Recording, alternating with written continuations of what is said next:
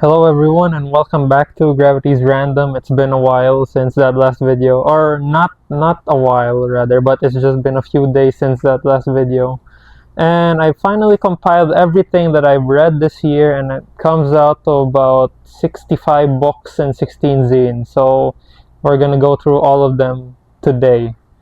And I am going to do it in roughly chronological order except for honorable mentions and the top 15 that I'm gonna do. So yeah, it's quite a long list that I have this year, so we might as well get down to it. So to start, I have a few Murakamis.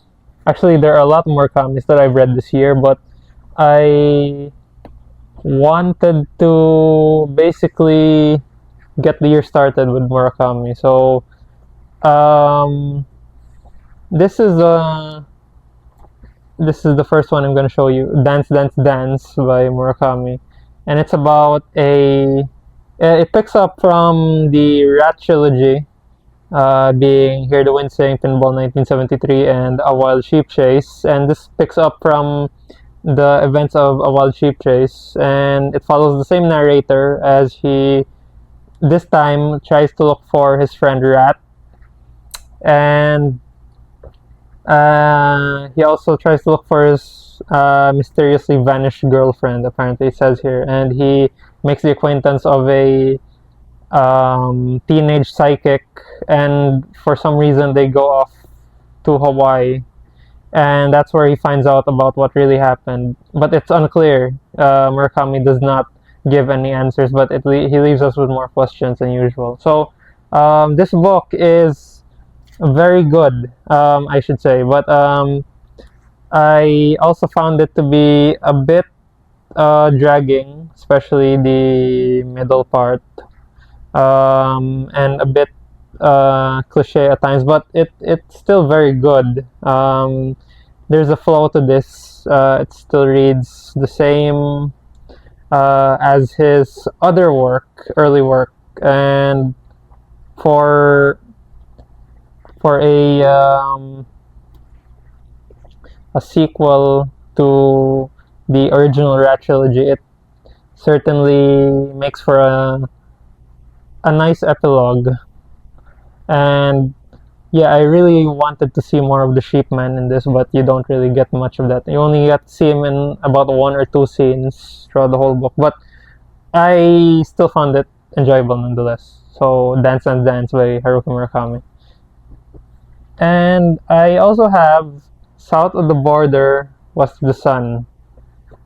So this one is about our main protagonist, Hajime, who has arrived at middle age, and he has found himself at a very enviable position. He's got a nice job, he's got a loyal wife, and he's got a good thing going for him, but then something's missing, he feels. So, and he years later reconnects with a boyhood friend of his, Shimamoto, and they hit it off, and he goes on an affair, and a lot of things happen that shouldn't happen in any married person's life, I believe, and the ending is quite abrupt as well. As I've heard it described before, I think it was Leaf by Leaf who said that this is like a Norwegian Wood light. Like everything Norwegian would try to do, this one failed to accomplish. But I'd say it still does its own thing. It's quite poignant as well. And I believe this is not that well, not to denigrate Norwegian Wood, but this is another work best consumed as it is, as it I don't know how to put it exactly, but it's a work you just sink your teeth into and don't think about. And again, the South of the Border West of the Sun, I think, alludes to the fact that one person is trying to find a way out of the world, and another person is trying to find his way back into the world. So that being the Hajime and Shimamoto. So yeah, that's all I have to say for South of the Border, West of the Sun. And then we have Underground. And this is, to put it short, a book about the Aum Shinrikyo gas attack that happened on March 20th, 1995. So Japan had just been devastated by the Kobe earthquake, and around the same time, Aum Shinrikyo decided to commit mass terrorism on a subway line in broad daylight with a sarin gas. And this originally was published in a few years after the attacks, like 2000. Yeah, it was published in 2000, and Murakami had spent years trying to compile testimonies from witnesses and even former Aum Shinrikyo members. Actually, what I found interesting was that in the original publication of this in Japanese, this was a bit longer. So what we have here is the abridged version, because like the unabridged actually has a lot more testimonies, particularly from the Aum Shinrikyo members. And as I've browsed the contents of this, I only see I think 25% of this book is Aum Shinrikyo from the perspective of Aum Shinrikyo members, and 75% is more the witness accounts. So there's a bit of a bias, which reviewers have noted, but it's still an important book in that it gives us a closer look into what had happened during that time, particularly from the perspective of ordinary people. There are some accounts here that have made me weep. In particular, one of a like the victim's sister was a sister was interviewed, and they mentioned how her brother was left paralyzed, and she detailed how he couldn't do anything, like mere like his state was like he was reduced to a mere vegetable after the attack, and that made me weep, feel for that sister. So very important work, and this is Underground. And we have Sputnik Sweetheart, which is about a college student known as K, who falls in love with his classmate Sumire.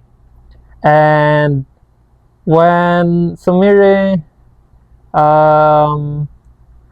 like Kei and Sumire had this wonderful friendship going, but then Sumire meets Mew, an older woman, and she decides to take Sumire to Greece and like to work for her for as a temp for a temp position. And oddly enough, when Mew had like rather like a few weeks or months later, was it yeah, like Mew takes Sumire to Greece to work for her, and like some time passes, and then Sumire disappears, and Kei goes to Greece in order to find out what happened. And there are a lot of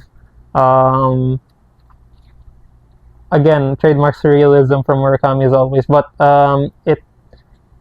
if you've read the Wind-Up Bird Chronicle, this is this kind of complements what the Wind-Up Bird Chronicle sets out to do, but in a different way, in that you get imagery that is doesn't quite feel like the thing with the well in Wind-Up Bird Chronicle. He does in a different way, in that he also has the Ferris wheel here, like the story of the one where Sumire rides a Ferris wheel, and she sees a man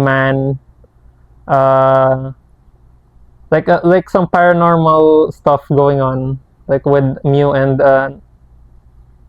I think it was a Greek gentleman who it's like the Greek gentleman has like she switched bodies with a Greek gentleman, like something like that of that nature. So there are lots of out of body experiences and lots of unanswered questions as usual, and I think this is one of those Murakami's that you could try on a bit later so as to appreciate more.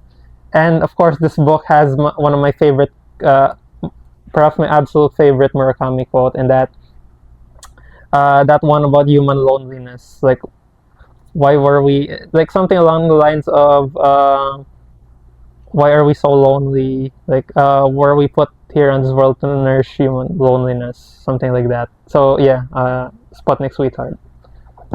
And to continue with the Murakami streak, Colorless Tsukuru Tazaki and his years of pilgrimage and his years of pilgrimage. So this is about, again, the titular Tsukuru Tazaki and his friends nicknamed Red, Blue, White, and Black in Japanese. And he's colorless because he doesn't have a color. Like Tsukuru Tazaki is not a color. There's not a name here that's a color. So what happens is we get the details of his life and why he feels that his friends have been distant toward him, and he goes through a lonely period, like after his friends have disowned him when they were, I think, late high schoolers. And he also goes into this tangent with another guy who's called Gray in Japanese. And again, lots of this one's not as surreal as the other Murakamis I've talked about here, but this is still has some surreal moments, and of course the twist at the end as to why they've distanced themselves from him is shocking. But yeah, I think this is a polarizing Murakami, like a late work of his that many people don't really think of too highly, but I'd suggest still giving it a read because it's tender. It has its moments. It's tender. It makes you think, and some scenes are poignant. Some of the most poignant I've read at that time in a long while. So, yeah, this is Colorless, Tsukuru Tazaki in his years of pilgrimage. Okay, so again, more Murakami. January has been a Murakami heavy month last year. So we have Absolutely on Music, which is his collaborative work with Seiji Ozawa, a notable composer and a conductor, rather, notable conductor. So this is basically a series of interviews that Murakami has done with Ozawa over the course of 2 years, and they discussed everything from Brahms, Beethoven, Leonard Bernstein, Glenn Gould, Bartok, Mahler, even pop songs they've discussed. I don't remember too much about it, too much from it, but I do remember some stuff has been said about, like, they usually ramble on and on about music, particular feelings that arise when they listen to particular sections of music, which I found compelling to read in the moment. And I was quite surprised to find a mention of Hikaru Utada here somewhere, and one of the interludes. If you know who Hikaru Utada is, she basically she basically sang that popular song First Love, which has been turned into a Netflix, which inspired the Netflix series. And another song of hers I'd recommend is Automatic. Yeah, so Hikaru Utada was in here, surprisingly. And they also talked about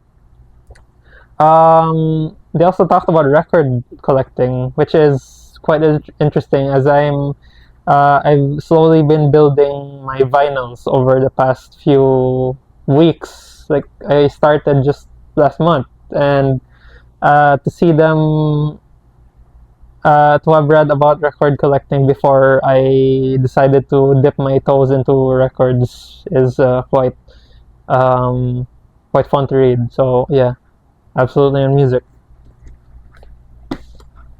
All right, now not the last Murakami I'm gonna talk about, but this is the last for this run before I get to the honorable mentions and the top 15 because there are more Murakami. But anyway, first person singular.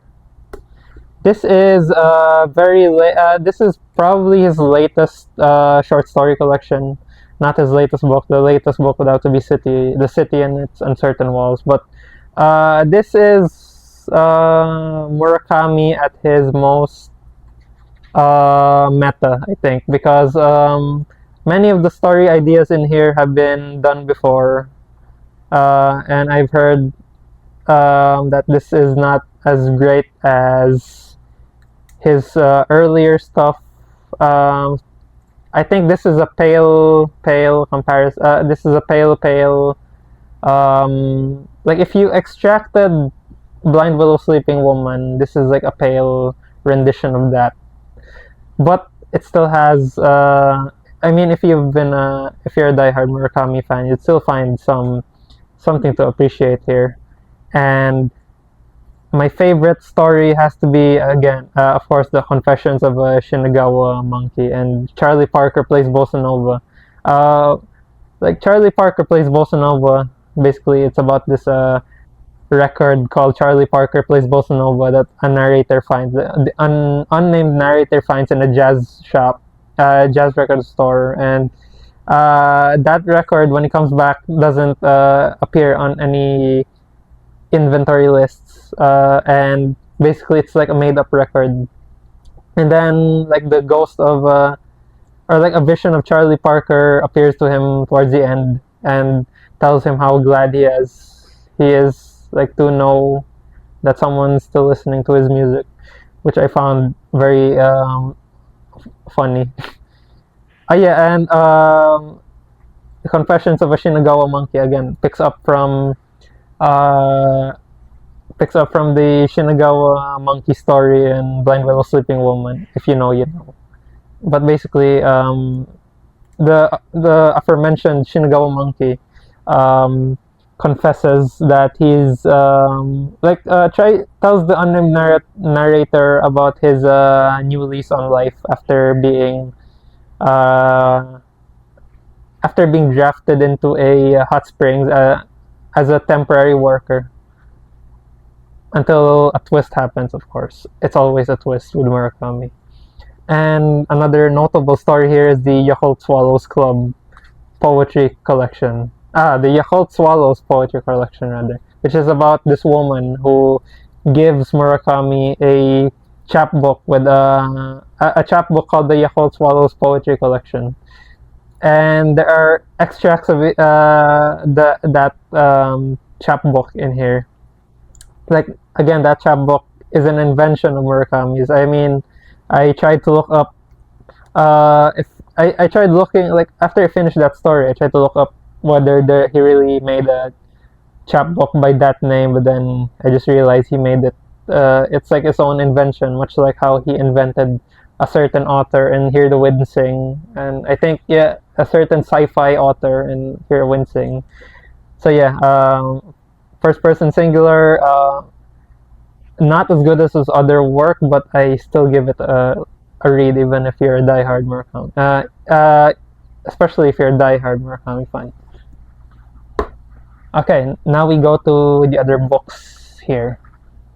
Let me get these closer. Okay, so the other books here, the next two books here are actually connected. Basically, the first book here is Angels in America, Part 1, Millennium Approaches, which is like Act 1 of this play, this larger play called Angels in America. So Part 1 is Millennium Approaches, and Part 2 is Perestroika. Again, both of these are one to be treated as one work, but then again, Tony Kushner released it as two different plays, and this took decades to develop. And the part one won a Pulitzer for drama, which is uh, which is great. I mean, it really deserves it. And I have to say, this play, these plays are some of my favorites of all time. Quickly rose to one of my favorites of all time. I first heard about them through the National Theater previews that have been popping up on my Facebook feed before, and I've seen Nathan Pyle perform as who was he? Who was I think it was who was that character? Let me see. Ah, yeah. Okay, yeah. So Nathan Pyle's character was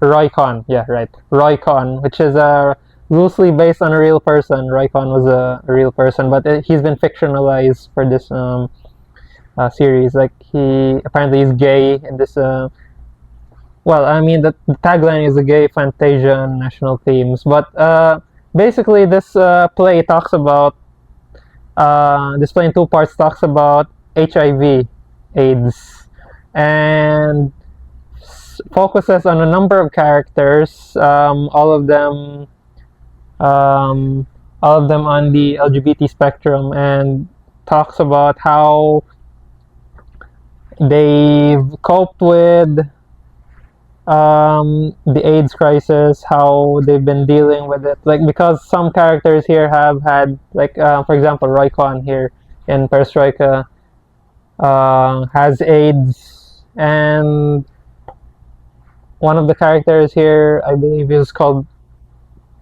it's either Lewis or Pryor, but yeah, they have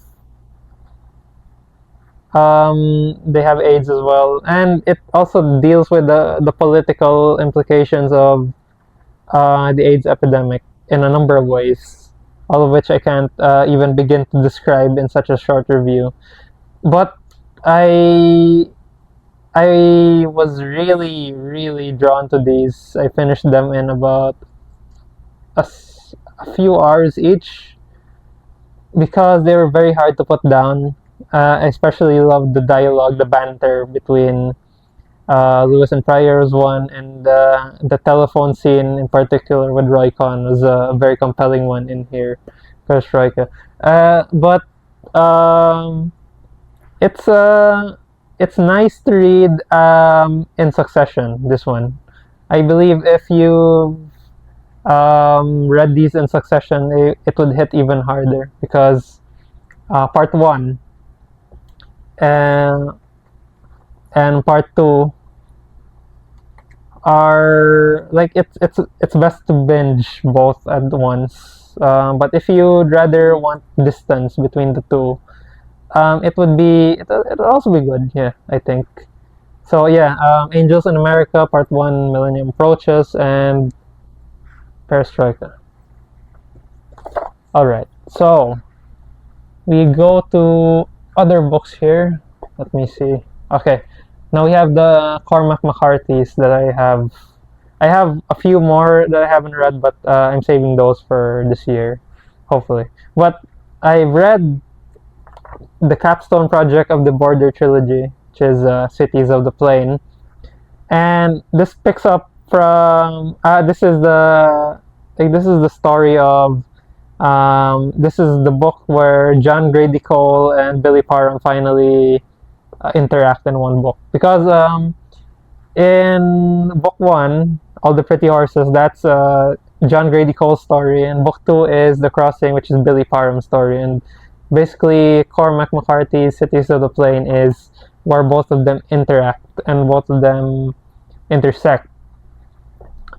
And what's notable, to describe the plot first. So this is, again, the intersection of all the pretty horses and the crossing, and it is about their adventures in like all throughout these their adventures as ranch hands in this ranch, and the dynamic changes when John Grady Cole falls in love with a Mexican prostitute, and it's like an underage Mexican prostitute, and it all comes to a head at a showdown towards the end, but I won't give away anything. But just know that this book has been a very satisfying conclusion to the Border trilogy. Again, signature McCarthy, clip prose. You really have to pay attention where things start and end. But other than that, it's again pretty compelling read. But again, you could read this as is, but best it would be best to consume this when you've read at least book 1 then book 2 of the Border trilogy, of course, as intended. But if you could read this as is, I think it would be fine, but you'll be missing a lot of context. So, Cities of the Plain. And we have this other McCarthy that I have, No Country for Old Men.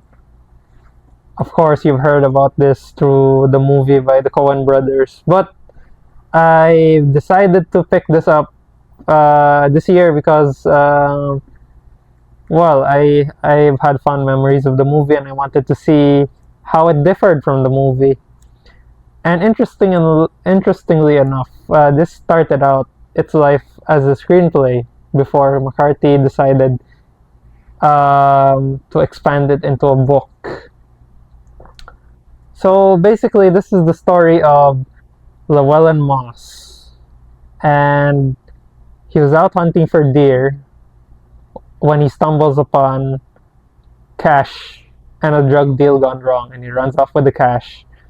And we also get the perspective of Anton Chigurh, again, one of the most terrifying cinema villains of all time, arguably, and oddly enough, one of the most accurate portrayals of a psychopath ever put to film, which says something about McCarthy's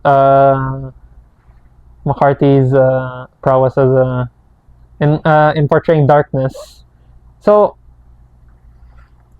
if you put this up next to the film, there are not much differences, but a key part of this book that's been missing from the film is Llewellyn Moss and his relationship with an underage girl, which is rightfully enough not included in the movie because, again, you could only put so much in a film. But I understand why. That's when I understand why they had to cut that part out. But this book, when taken as a whole, still does not disappoint. It's one of the most grueling, violent books I've ever read. Although I know McCarthy could go even more violent. I mean, Blood Meridian exists, but I haven't read that yet. But this book has its moments, its quiet moments, but then this quiet suddenly gives way to a loud thunder of violence. And again, some parts of this are problematic as hell. Case in point, the Llewellyn Moss's pedophilic tendencies. But overall, again, if you've loved the movie, check out this book, No Country for Old Men. Alright, now we come to the other... Hold on. God, lots of books. Okay, so we come to the other books here. This is The Little Blue Kite by Mark Z. Danielewski. this is his second most recent work, since Tom's Crossing has been published.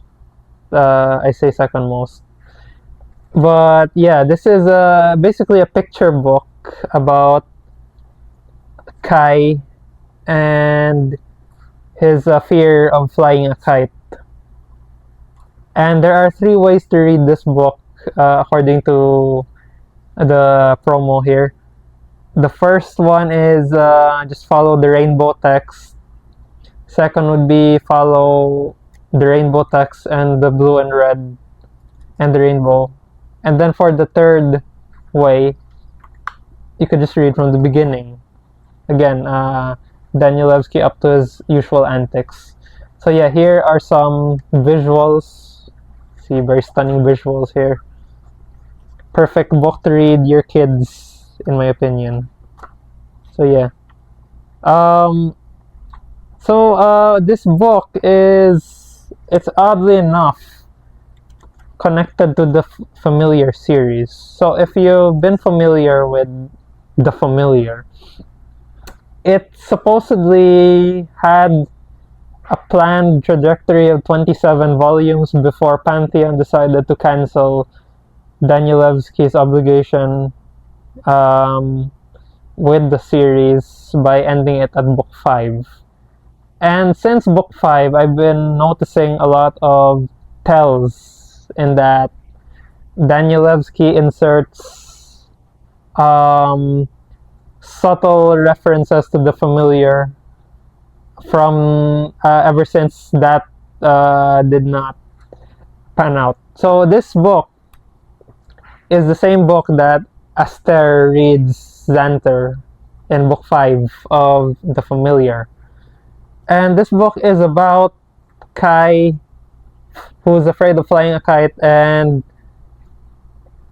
because the murk is holding him back. The murk, this darkness, and it could be an allegory for depression. This book is basically, one way of interpreting it is, again, it's like the murk is depression. Kai is a depressed person trying to get over his depression until he eventually does through flying the kite. The kite being his way out of the depression. So yeah, that's one way of interpreting it.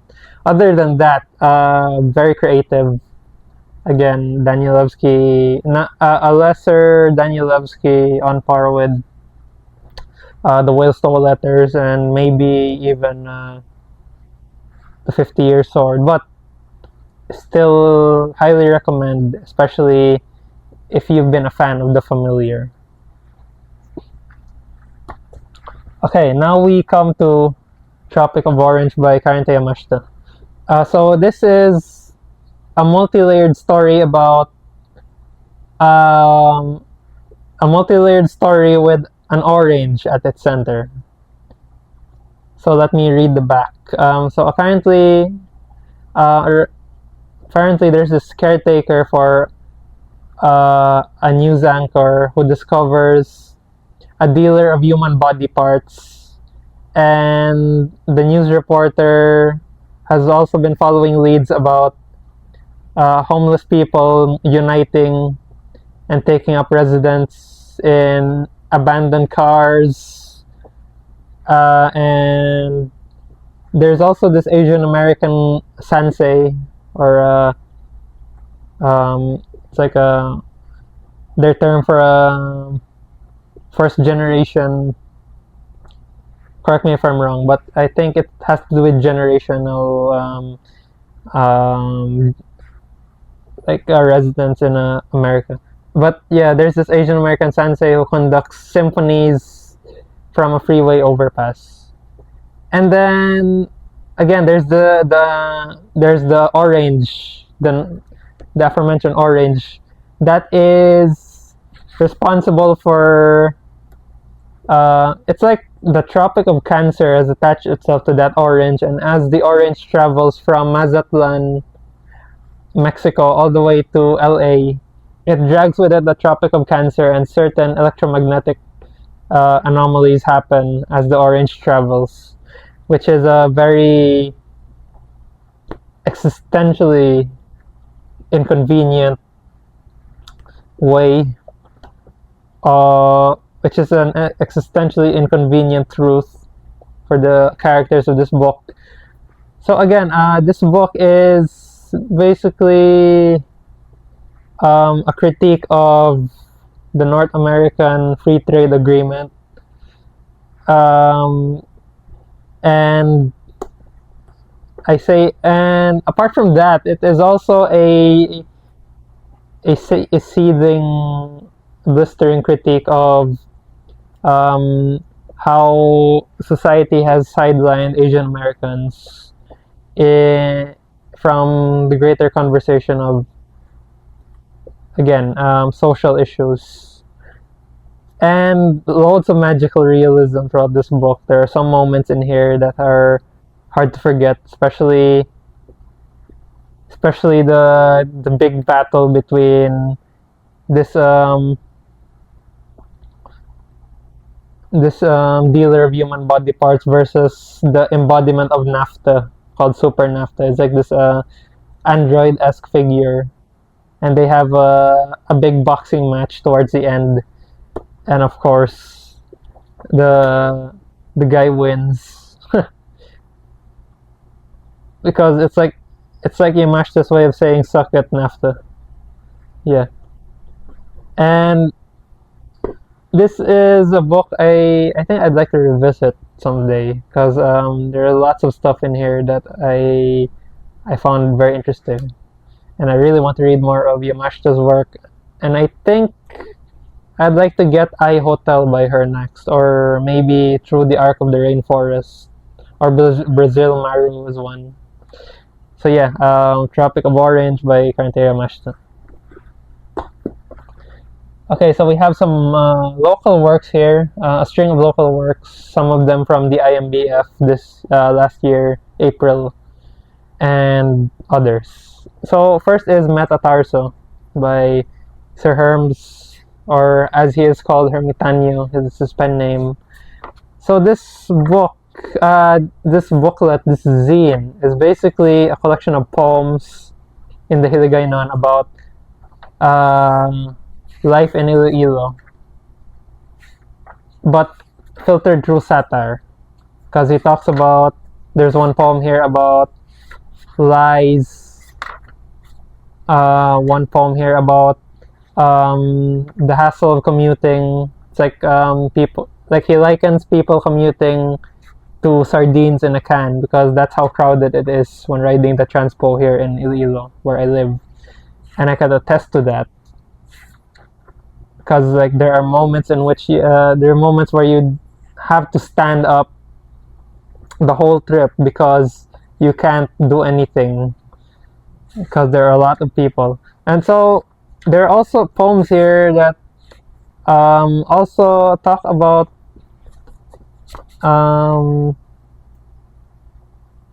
like poems here that liken playing Dota to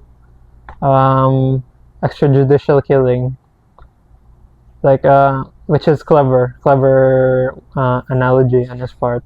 But other than that, it's a very, again, it's compelling.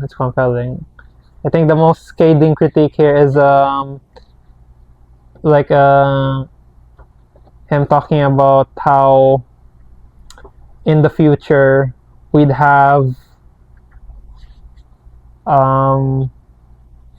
like in a futuristic Iloilo city, Facebook would be our national ID.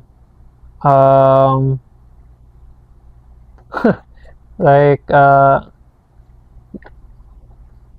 it's like in a futuristic Iloilo city, the world would be turned upside down, so much so that it doesn't make sense anymore. Yeah. So Metatarso.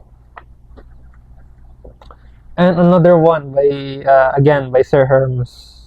This is a real name here, Herms Gacho.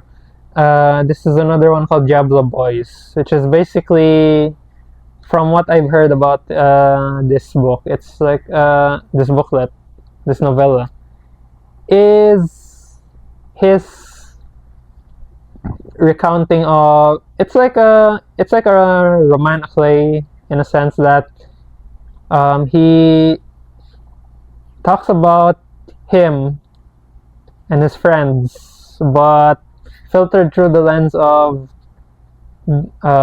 video games and how video games have led to their group bonding, but then over time they drift apart because they fall into different sections. And after 9/11 happened, it's like it marked the end of innocence for the main character in this book. And it's like it made me long for a time that I vaguely remember, but still wasn't conscious enough to experience. Because I remember spending, well, when I was a bit smaller, I'd go to these computer shops that we have all around here and there, and I'd play House of the Dead, and I have fond memories of that, and this book made me remember that and long for it. And this shines a light on topics we don't really talk about in our literature, particularly regional literature. And again, the visuals on this are spectacular. They draw from the Diablo game. See, there are also some. See, look at this. Like, for example, look at this. It's like Dungeons and Dragons almost. Like, you have this character, and then you have the stats and everything, and all of those. Like, it's like those. It feels like those anime. It's like those interludes and those mangas where you have the skill, the character, abilities, what their sayings are. Yeah. So yeah, Diablo boys. Okay, I have a few more here, just zines. You have Pagdayaw Si Imo by Terence Talagon. Again, Terence is a good friend of mine. He made this zine of poems from the Hiligay Nun again. And it's poems about celebration. Celebration in the sense that that it's like, if I were to put it simply, Terence celebrates the fact that we have hair, we have a body, we have hands, we have mouths, we have souls, we have like it celebrates the human as they are, and that's beautiful. Okay, and we have Woman Waiting and Other Poems, again by Terence Talagon. It's poems in English, and they primarily deal with life in the province. It's very quiet. All of these poems are very quiet. I think my favorite has to be A Carabao Says Hey, and it talks about how this carabao has feelings for their owner, I think, or the carabao may stand in for a person yearning for someone. And again, very quiet, and it's unlike anything I've read from like other regional poets here. So yeah, Woman Waiting. Okay, now we have two other zines here by Sir Peter Solis Neri. First is this is actually a sampler from his full book 69. So he titled this zine 69 about, yeah, you know what that is. You know that number implies. But yeah, this is a sampler of all, like it's basically poems about all the men he's had relationships with. It doesn't even try to hide it. Like there are, so context for this is he challenged himself to write sonnets in the Hiligaynon, and I think he did that for 100 days. And when they first came out in the early 2000s, it caused quite a scandal because people always assumed that Hiligaynon was a language that was only used to be pure. But then by having this put out into the world, it was like he was scandalizing the Hiligaynon language at the time. But what he did here, this is actually a translated version of 69. It's like the English translations of all those sonnets from the Hiligaynon. And he has encounters with men from Greece, men from Transylvania, men from Romania, men from France. Like he's been everywhere. And it's quite daring what he did here, and quite remarkable. Okay, and then we have another zine, Mga Lalaki, which roughly translates to the men. Again, a zine by Peter Salisbury, and this is a zine that's roughly based on real life, and it talks about the Greek men that he's had relationships, that he's encountered, his encounters with Greek men. Means you have pictures. You have pictures of the men here that he's had relationship with, and they're again very tender, very one-off encounters, which is, I have nothing much to say, but it is alright. It's an alright read. Not as scandalous as 69 in hindsight, but this is good as well. Mga Lalaki. Okay, now we move to the midpoint with Deuterium and Mga Idolong Romantiko. So this is a book by Bienvenido Noriega Jr., one of our foremost playwrights. Although I don't really hear him discussed much nowadays in contemporary Philippine discourse. But what he did here was very ahead of his time in terms of political commentary through the play. So basically, this is two plays in one. So you have Deuterium, which is a play about a hypothetical scenario in which people have discovered that the Philippine Sea, like in the Philippine Sea, there's an untapped source of deuterium or heavy water that will ensure that the Philippines has a never-ending well of riches for the next foreseeable decades. From the 90s, yeah, because like this book has been published in the 90s, I believe. Let me see. Yeah, 1995. So very biting satire of what it's like.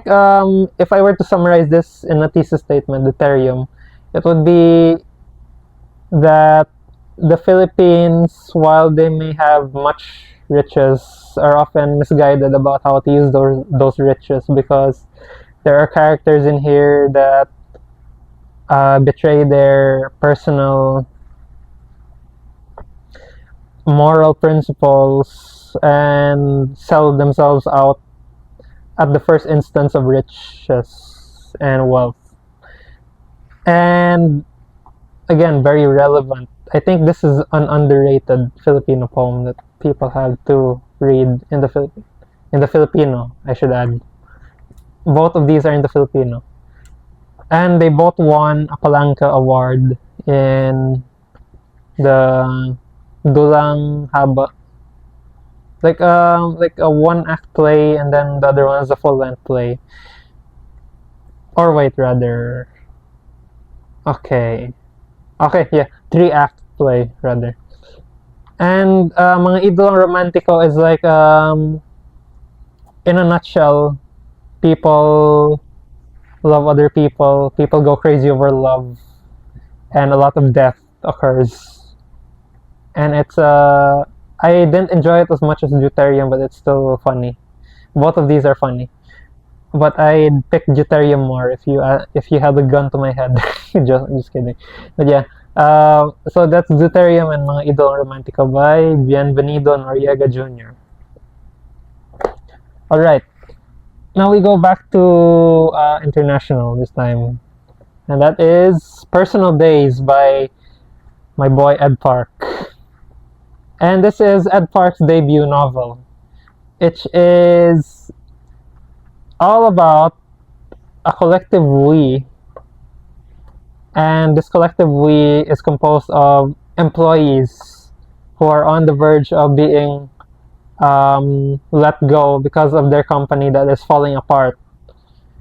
And like it's, you get this unraveling of social security throughout this book, in that people are basically like, this book is at once a satire of contemporary America and an indictment of work culture in America, but it could easily apply to other contemporary settings. Rather, it could easily apply to any other country with a solid office workforce. And I read this at a time where that was very relevant to me, because again, I work 9 to 5 roughly, and I have seen, like, while I was reading this, someone from my company was like, there are actually people who were let go while I was reading this, so it was oddly relevant for me at the time, and it still is relevant, don't get me wrong. But this book, in this book, Park spoke to me, and he did so by highlighting how absurd work culture is. The repetitive emails, the constant following up, the hysterical, like the hysterics over nothing. What else? A lot of other things, too many to mention. And this is a debut that is not to be missed. It's not as talked about as Same Bed, Different Dreams, which I will get to, by the way. But it just as much, it deserves just as much attention. So yeah, Personal Days by Ed Park. Okay, and then I have The Pearl by John Steinbeck, my very first Steinbeck, oddly enough. Like, I don't know how long I managed to, how long I've not read any Steinbeck until this, which is wild, because he's a very talked about author on BookTube and all the internet spaces. And to start with, The Pearl is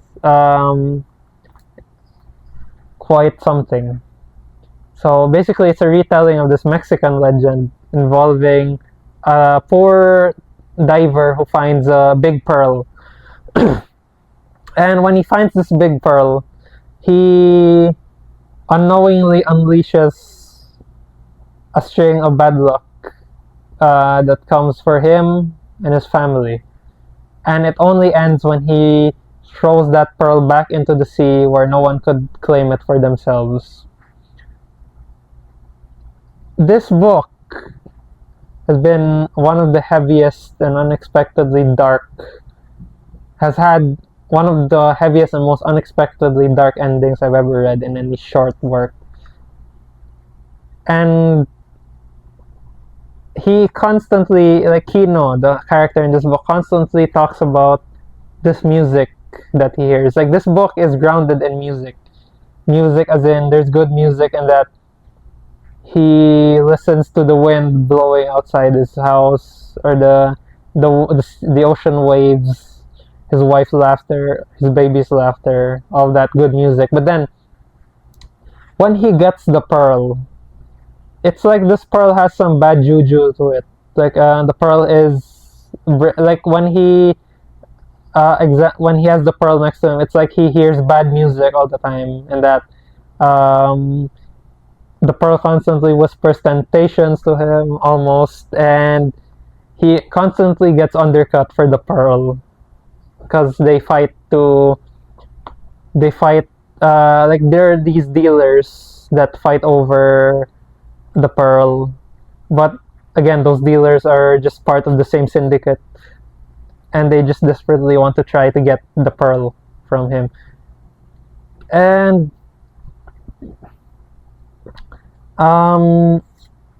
like, I feel sorry for the kid in this book, like the baby in this book. Like, I won't spoil anything, but he gets the short end of the stick in this book. Of course, the baby, Kino and Wana's baby, get the short end of the stick here. So yeah, a good first Steinbeck, the pearl. Okay, now we have Confessions of a QC House Husband and Other Privacies by Alfred A. Yuson, aka Crip Yuson. He is this Filipino author that I think my favorite Filipino author writing in English.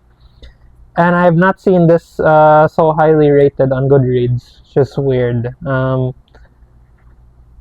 as many people, I take it, have read this. But basically, it's essays. This is a book of essays about, among other things, nostalgia for the 60s, corned beef, what else?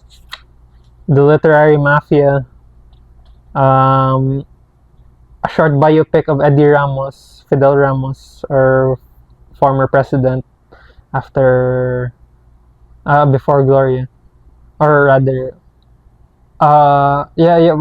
like sometime before Gloria and Arab, yeah. And there are also stories about like lots of juicy scandals and stuff. Also, like sensational. Like, if I were to describe this book, it would be sensationalistic, and which makes sense because all of the essays in this book have been published in one way or another. Several have been published in several different newspapers throughout the 80s, 70s and 80s, if I believe. Rather the 80s, yeah. And like this book is great, great read. But some of the references, of course, are dated. They might not make sense for the average reader. But if you have an inkling as to, or if you have a remote interest even in 80s pop culture, Philippine pop culture, or any of that, then I think that you'd like this. It's a good read. Confessions of a QC House Husband and Other Privacies.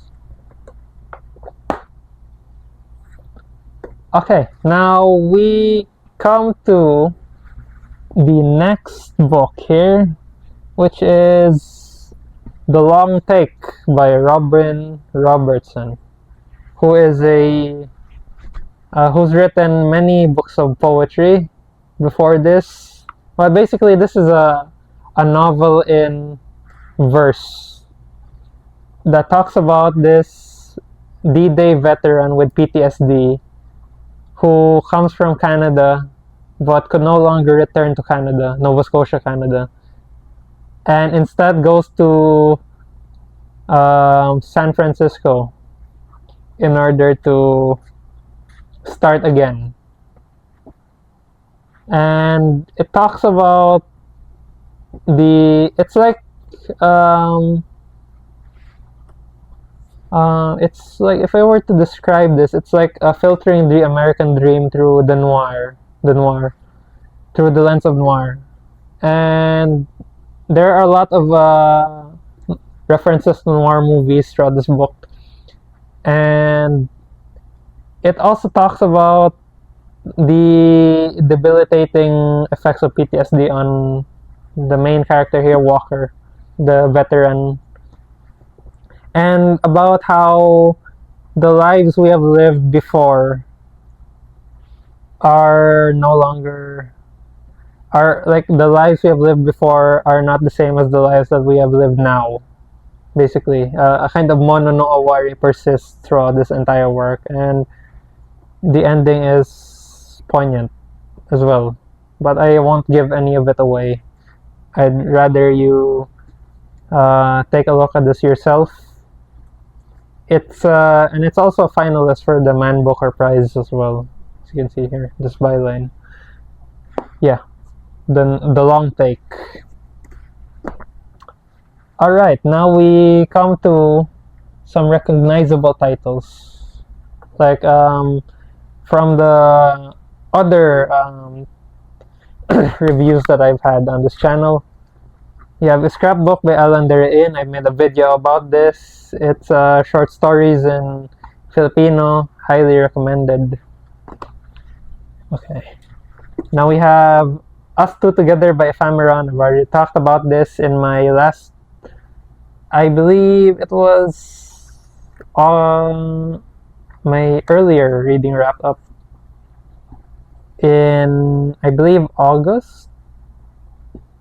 No, September rather. Yeah, September. And this is a graphic novel about a daughter's it's like a daughter recording the worsening condition of her father's dementia. If everywhere at the end of time were a graphic novel, this would be it, as I've said before. Us Two Together. Alright, now we have The Summer We Crossed Europe in the Rain by Kazuo Ishiguro, one of my all-time favorite authors. A book of song lyrics. I can't get enough of The Summer We Crossed Europe in the Rain and Tango in Macau. Those are my standouts for the songs. And the lyrics are also good. And they're paired with these wonderful visuals by let me see who the illustrator is. Bianca Bagnarelli has made the visuals. So as you can see here, there's some visuals here. I've also talked about this in a last reading wrap up for September. Yeah, The Summer We Crossed Europe in the Rain. Alright, now we come to Naked Masks 5 Plays by Luigi Pirandello. Also talked about this for my reading wrap up of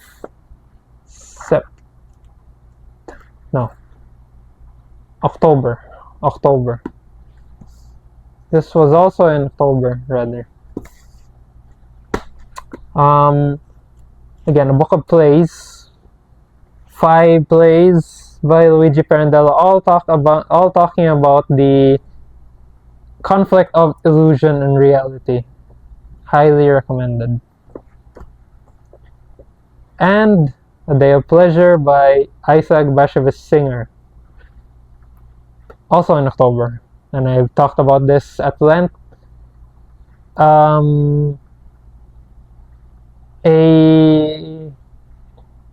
An author's recollections of his boyhood in Kazimierz, what was it? Warsaw, Poland, and a book that celebrates life during that time before things went south with World War II and the rise of totalitarianism.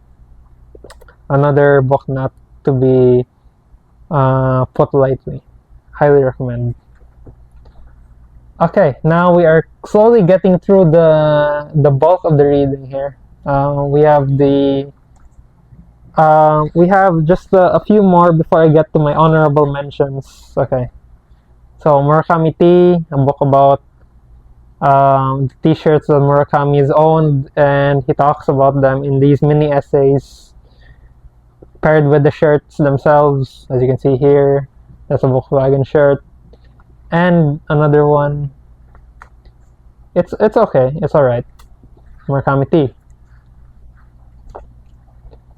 All right, now we come to Siddhartha by Hermann Hesse. Basically, a fictionalized account of Buddha. Buddha Zen Siddhartha Gautama Buddha. Very reflective, and I I found this to be just the book I needed at the time I read it. A good read. True Story and Lucius or the Ass by Lucian of Samosata.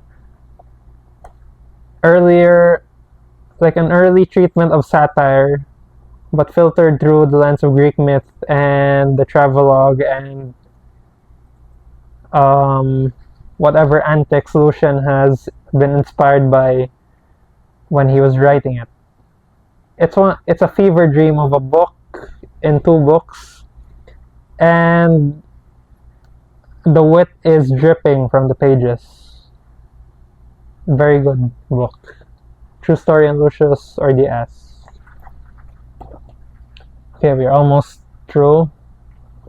We have The Day Room by Don DeLillo. A play about mixed identities and about an avant-garde playwright who makes a poem, a very metafictional poem about these patients, doctors, and nurses in a mental facility called the Arno Klein Institute, and the Arno Klein Psychiatric Wing. And sometimes the patients switch roles with the doctors, and the doctors switch roles with the patients. The line is blurred between illusion and reality in much the same way Pirandello did in Naked Masks. A minor DeLillo, but still a very good DeLillo. The Day Room. Dune by Frank Herbert, the first in the Dune saga. The classic story of Paul Atreides and his rise to becoming Muad'Dib, or the voice from the outer world, or the Kwisatz Haderach, and his revenge against the houses Harkonnen and the Emperor. Unexpectedly good for a genre I don't really dip my toes into, and it's compelling, but not compelling enough to make me want to read the rest of the Dune saga, unfortunately. Dune. How German Is It by Walter Abish. A book that asks essential questions about the state of contemporary German society and how this society has been wrapped up in its own delusions of World War II and their involvement in World War II and everything that has to do with the Nazis, but filtered through the lens of question and answer and existential detective work. Triumph of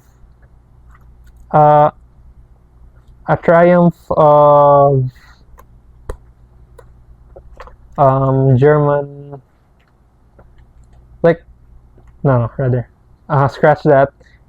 It's a triumph, and a joy, an absolute joy to read, and very existential and dark when it has to be. How German is it? I don't know, you ask me. Then we have the zines, of course, Quantum Elevator and Dionysia. Light reads, One in comic, one in collected verse and prose, promising works by very young authors from West Visayas State University. Shout out to you guys. Keep up the good work. And we have a few more zines here. Three zines. Machine and Brain by Angelina Nakaya raises interesting points about AI and how humanism and AI is the way to go moving forward. And the next zine we have is one called Tigbaylo, again by Sir Leonard Alcoran. This is a zine I've talked about in my recent wrap-up, the most recent wrap-up I did for the month of December. And this is essentially a zine about shifting identities, particularly experiences reframed through the queer lens. Highly, highly recommend. Intersections, again by Sir Leonard Francis Alcoran. Another poetry collection in English. I have to add the one Tigbaylo is a poetry collection in Hiligaynon. But this one, Intersections, is a collection in English. But it talks about the intricacies of, rather intersections and intricacies of social dynamics, again through the reframed through the queer lens. I've already talked about this, and you can check it out in my recent wrap-up. And lastly, I have this book that I've managed to finish on New Year's Eve, The Three-Cornered Sun by Linda T. Casper. This is a book that talks about the 1896 revolution of the Philippines through the lens of a family. So it's essentially a family saga, the Villardo family saga. And it was informed by Linda T. Casper's recollections of her grandmother's war stories back in the late 19th century when the revolution happened. So this is a book that is fragmented, heavily fragmented, and full of sensuous detail, in particular the nature scenes amid violent acts of Spanish conquest, and it charts the lives of these brothers and their families. So we have Simeon Villardo, you have Angel Villardo, and then you have Blas Villardo. And all of them have families of their own. Some of them have sons who also fought in the revolution. Like, for example, Blas Villardo's son, Cristobal Villardo, is a notable character here in that he goes against his family's affluent background in order to serve as a resistance fighter, basically. And again, this is not just a Filipino versus Spaniard type of conflict as we are all accustomed to in our national textbooks, but it also leans towards civil war, and that towards the end of the revolution, back when the Americans are just entering the scene, we have two rival factions that have resulted from this split.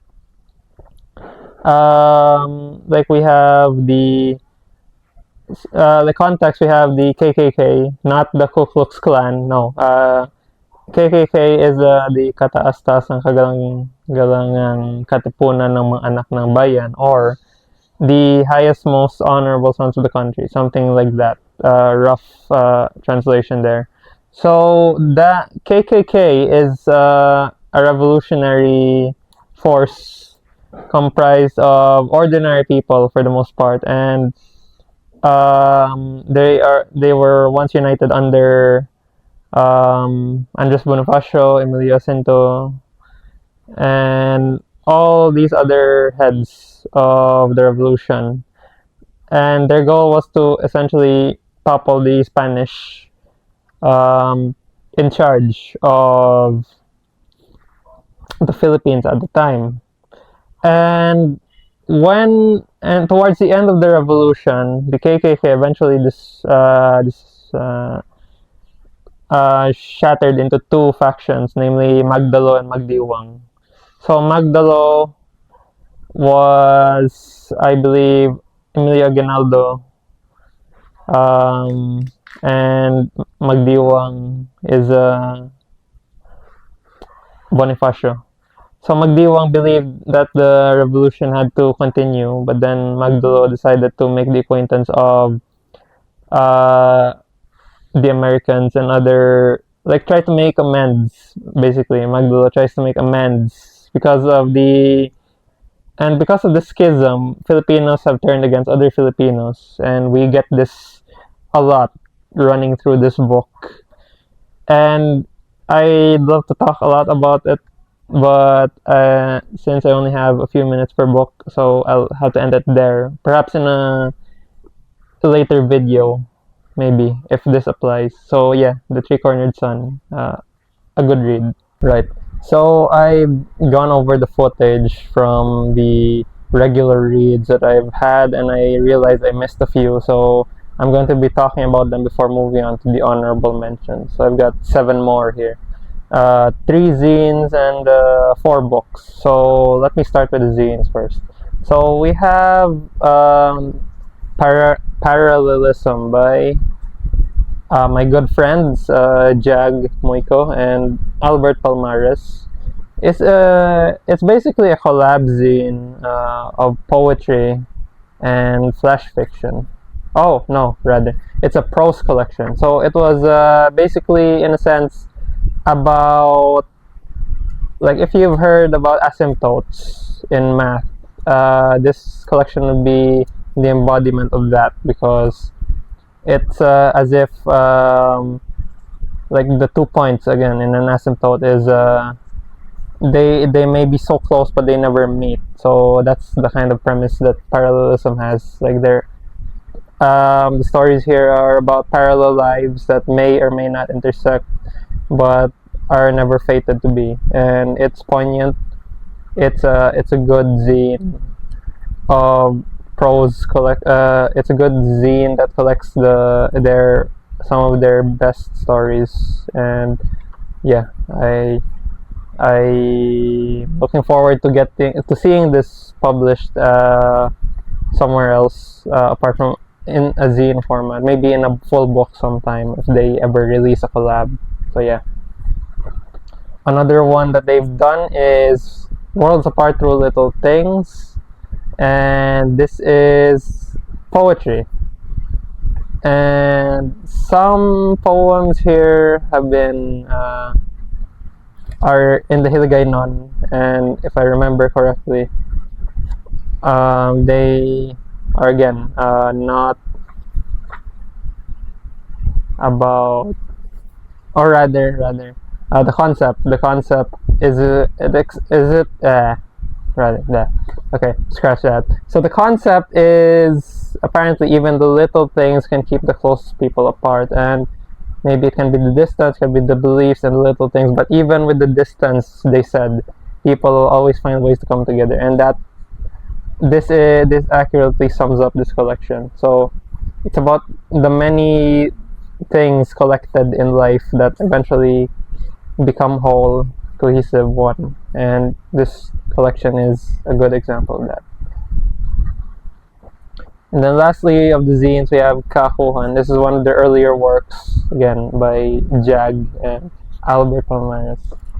And so this is, again, poems, but this time about identity. And specifically the longings and alienations of the two poets being, again, Albert and Jag. So they have talked about things that they've found interesting in the Filipino context. I could say, like here, there's a poem about pork adobo. There's also a poem about finding repulsion in the city. city being Iloilo City, because that's where they came from, and that's where I also come from. So this poetry collection hits home, and it's a refreshing palate cleanser between the larger works that I've read last year. So yeah. And for the books this time, okay. So here we have an anthology edited by Sir Isidoro Cruz and Alison Kua, and it's called Endless Black Ink on Rice Paper. So basically, this is an anthology written by this collective known locally as Writing From Home, or WFH, and I've I've been watching them for several years, this collective, and they have some of the most, I should say they're one of the most active members. They're one of those active collectives and one of the most consistent in terms of quality, because this workshop, Writing From Home, this collective, was actually formed out of the pandemic, and this is their first collection of poems. So usually, if I can remember correctly, Writers From Home, that collective meets up periodically to discuss the poems that they've written over a set amount of time. And then sometimes they also write poems during their sessions, if I remember correctly. And because my friend again, Jag, is part of this collective, so yeah, he and others have made their mark here in this collection. I see so many promising outputs. Some poems talk about the end of the world, some of them talked about angst, some of them talked about dancing the tango, for example, or even expresses could also be. And then at the end of this collection, you have workshop critiques here. Like for example, this talks about workshop notes that they have on each other's poems, which is interesting because you not only get to see how these poems were developed, you also get to see the inspiration behind those poems, the justifications behind why they chose to edit this particular line or that particular phrase or stanza, and to see all of these in development and to see the finished product at the same time is nothing short of a marvel. And I hope to see more from this collective down the line. Endless Black Ink on Rice Paper. Okay, now we come to the second book of the Stragglers, Transience, A Journey on Grief and Coming Home by my good friend Alfred John Tayono. And this book is actually a memoir about his mother. Because he talks openly about his dealings with depression and how it's been made worse by the fact that he lost his mother sometime during the pandemic, and he bravely captures those vulnerable moments with such tenderness, and I could only imagine the pain that he's gone through during that time. And he talks openly about his healing process and how he's healed from his trauma and the trauma of what he's done in the past as well as a rebellious youth, if you could call it that. So yeah, Transience. Alright, now the two other books here, I don't have the copies with me because they've either been borrowed or I let them go at some point. But yeah, the two books will be The Death of Ivan Ilyich and Frankenstein. So I'll just be putting their pictures up here. So I'll talk about The Death of Ivan Ilyich first. So The Death of Ivan Ilyich by Leo Tolstoy is, again, it's this book about, again, Ivan Ilyich, and you start with his death and then you find out how he's lived, what kind of life he's lived as an aristocrat, and his fall from grace because of an injury he's ignored for too long. And that book I found so fascinating, especially because of the fact that we have discussed it during a book of like, because it was one of our books of the month in our local book club, and the more we talked about it, the more we saw these connections form. The fact that you could say that what Ivan Ilyich was suffering from was more than just a psychosomatic reaction, that it could also be a symptom of the fact that there's something lacking in his soul. That's one interpretation of it, I think. And there's another interpretation in which we talked about how Ivan Ilyich is, like, we talked about the kind of life expected of him to live versus the kind of life he wanted to live. And there's a bit of a pathos in that Ivan Ilyich, he only lived the kind of life he wanted to put on for others instead of what he truly wanted for himself. Might be a result of his upbringing and the fact that there were expectations of him because he comes from a well-off family. So yeah, that's another aspect of it. And of course, the ending made me weep, which is another factor. And when I put the book down, when I got to the end of Ivan Ilyich, I could only I put the book down and just wept for a while because the ending really impacted me. And of course, Ivan Ilyich is not the only story there. There are also two others, I believe. One about a tree falling, and then another one about three deaths. No, rather. Yeah, one was called Three Deaths, and then the other one was about a woman with her coat. Yeah, something like that. It's been a while since I've read it, but they're equally as fascinating. But of course, the focus has to be on the death of Ivan Ilyich, and I found that to be a very impactful read, and I had to pass it on because I think other people should read it, and I had to pass it on to my friend again, Albert, one of the authors of the zines. And yeah, that's the book, that of Ivan Ilyich. And lastly, we have the other book that isn't with me now because I had to borrow it. Also another book from our book club last October, I believe. It was Frankenstein by Mary Shelley.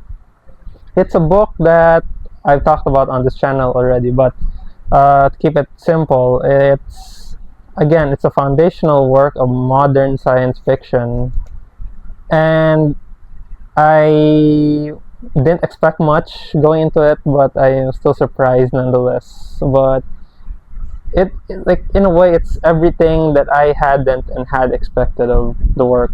I mean, of course, Hollywood has already had many iterations of Frankenstein, the most recent of which was Guillermo del Toro's Frankenstein, which I have not seen yet. But that goes to show how Shelley has created such a distinct character that will likely outlast generations. And we've had a lot of fun discussing it in our book club.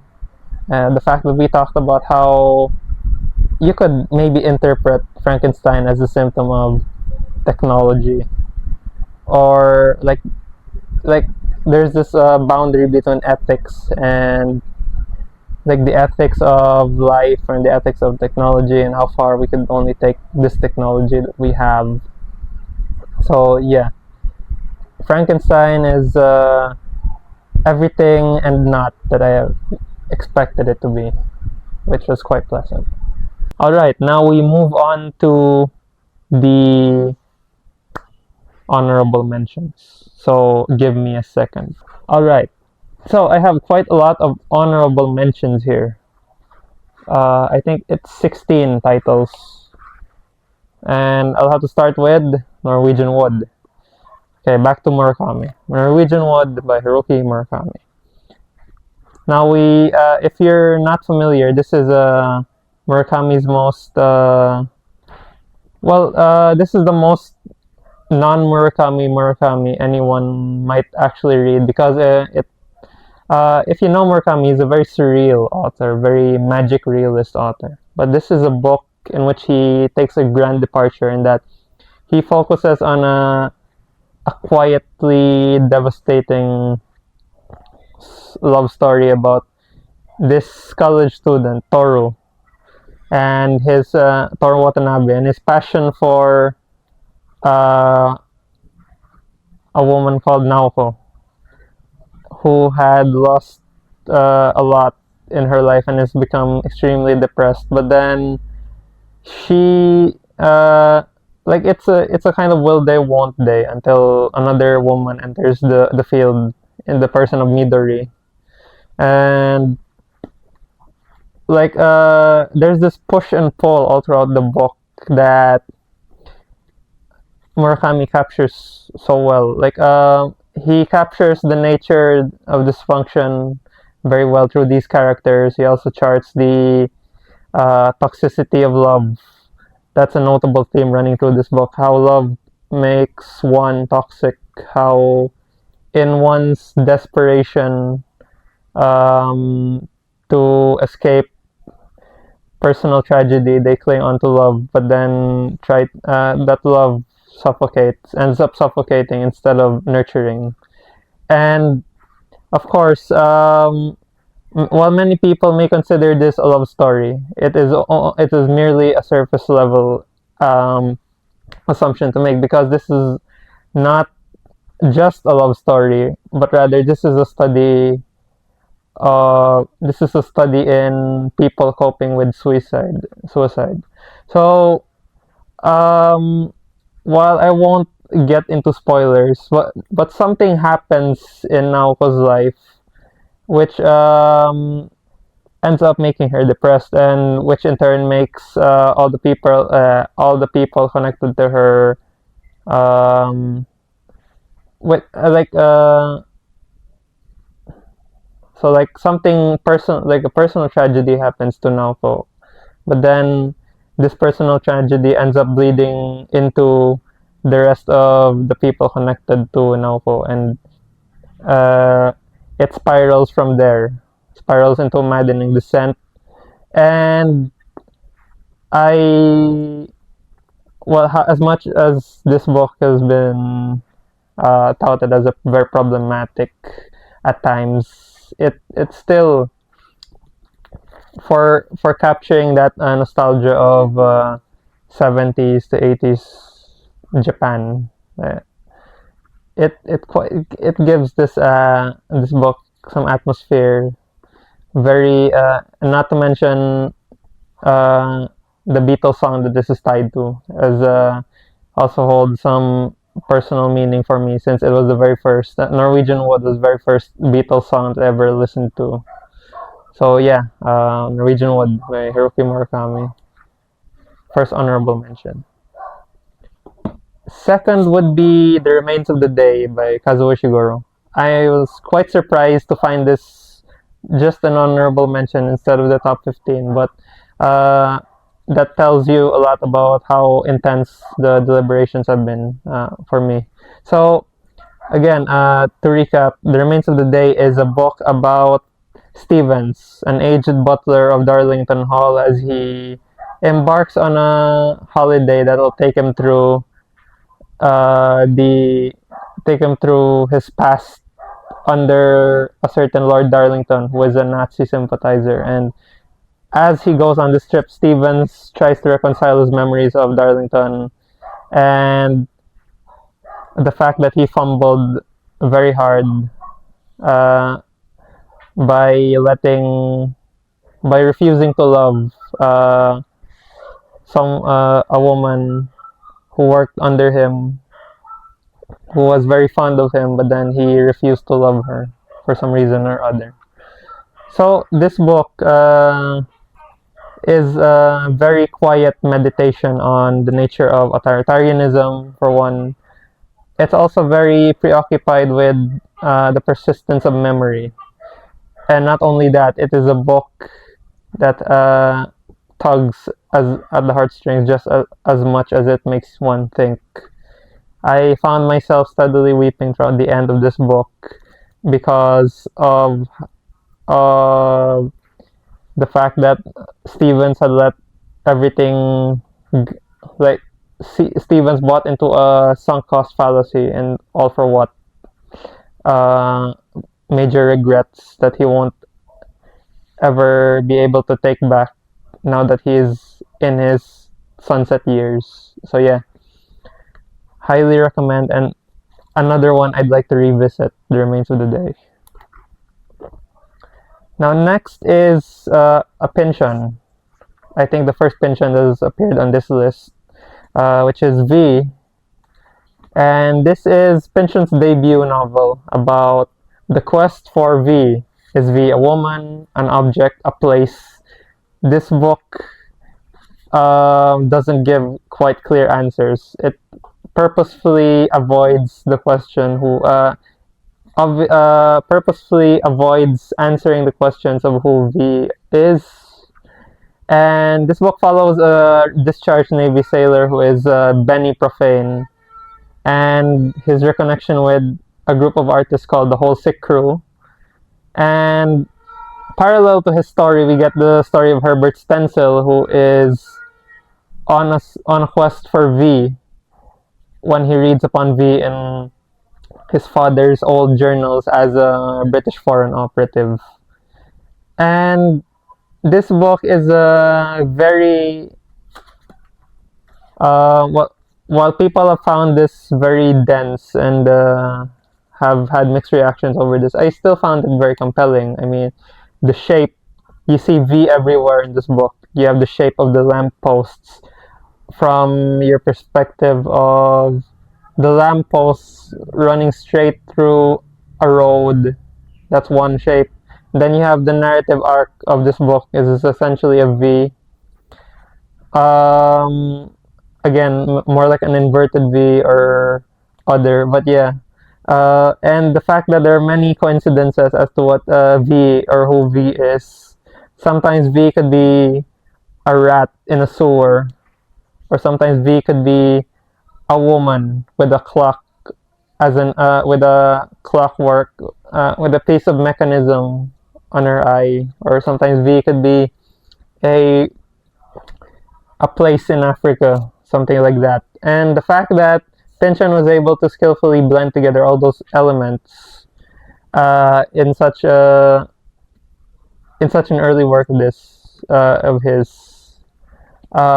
says a lot about how far says a lot about his beginnings as one of America's most important postmodernist authors. So this book, as much as its contents are resistant to traditional analysis, still make for a compelling read, and I'd like to revisit this someday as well, or all of Pynchon's works I'd like to revisit, especially this, because I found myself laughing at many scenes audibly, like the fact that there's a chapel of rats who converted to Christianity, or the fact that there are alligators running rampant through the sewers of New York. Yeah, a wild ride, V.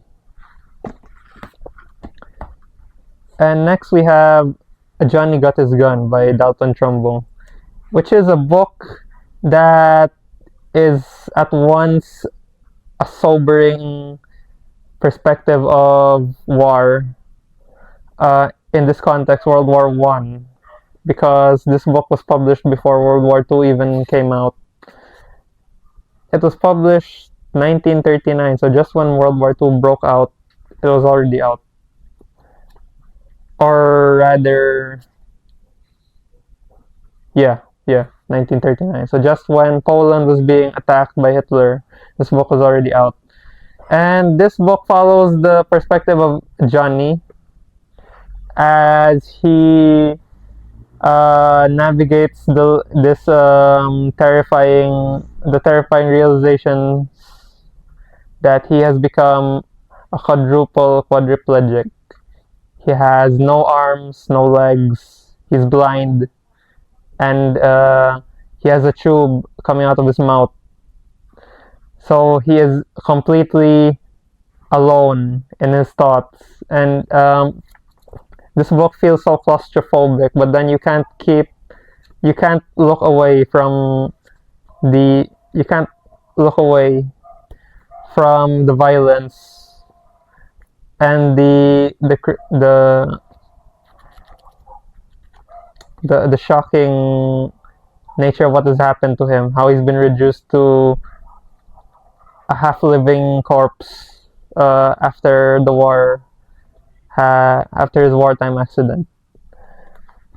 And this is one of the most famous earlier examples of anti-war novels, and the fact that it still rings true even to this day, especially the ending of it, just says a lot about Dalton Trumbo and his power to evoke such a visceral reaction from me as a reader. And again, this is not for the faint of heart. And if you are not used to such heavy material, I'd suggest being in the right headspace for this, because this could trigger a lot of people. But other than that, it is a book that is important down the line for years to come, and one that I'm glad to have read. Johnny Got His Gun. And next we have The Architect of Ruins by Herbert Rosendorfer, translated by Mike Mitchell from the German. So this is a book that's a novel that is about four men who exchange stories in a bunker shaped like a cigar, and throughout their exchanges, they realize that their stories are at once distant yet connected in some way, which kind of reminds me of the plot of, although I haven't read it, disclaimer, I haven't read it, the book that I'm about to compare this to, The Garden of Seven Twilights, I believe, by Michael de Palol. And this book is essentially about stories within stories, and I can't remember as much. I have to admit I can't remember as much, but the feeling of having read this at the time still gives me some like a subconscious nostalgia for it, if I were to put it weirdly enough. But yeah, this book is one that I think I have to revisit, but as a work of German literature, this is one that's not to be missed. So yeah, The Architect of Ruins.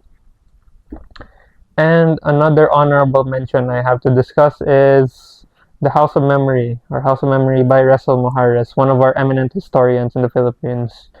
And this is essentially a book of essays by Resel Mojares, in that he talks about many key moments in his life, but then he frames it as parts of a house. So, for example, you have memories of, like, he starts with the metaphorical entrance by way of the door.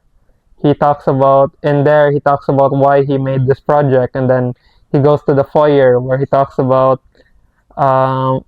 views, as in columns that he's written, or maybe casting stones into the sea, or memorializing faces. And then he moves into the grand hall, and in this grand hall you see aspects of the Philippines on display, like a museum where you have histories of the body, or Visayan erotica, and you also have an essay about photography as rape, or what it means to fly, dreams of flying.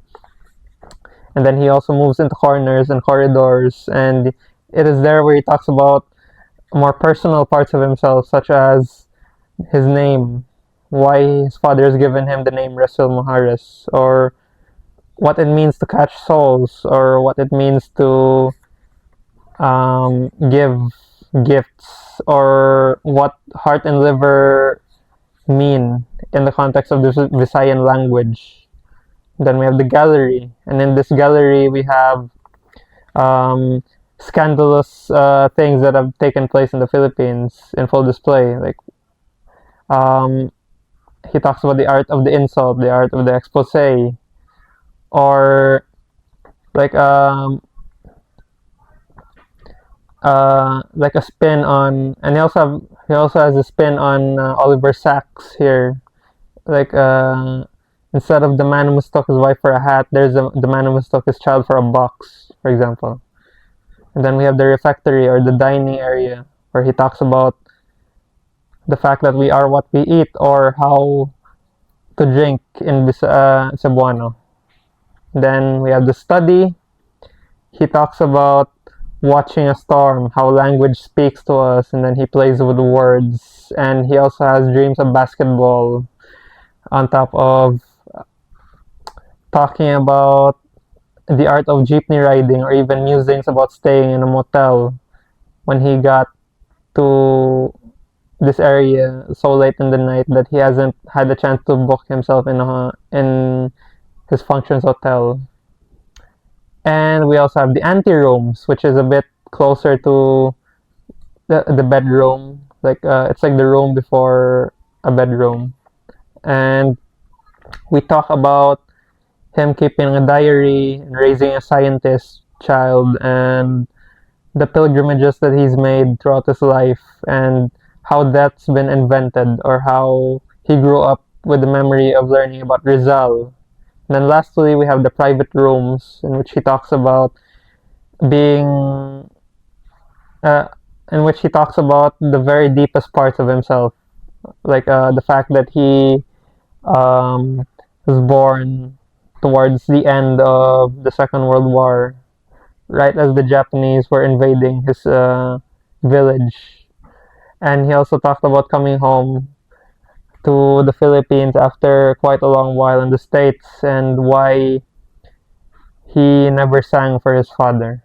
So this is a book that demonstrates not only the many facets of Rasil the man, but also the many facets of Philippine history as a whole.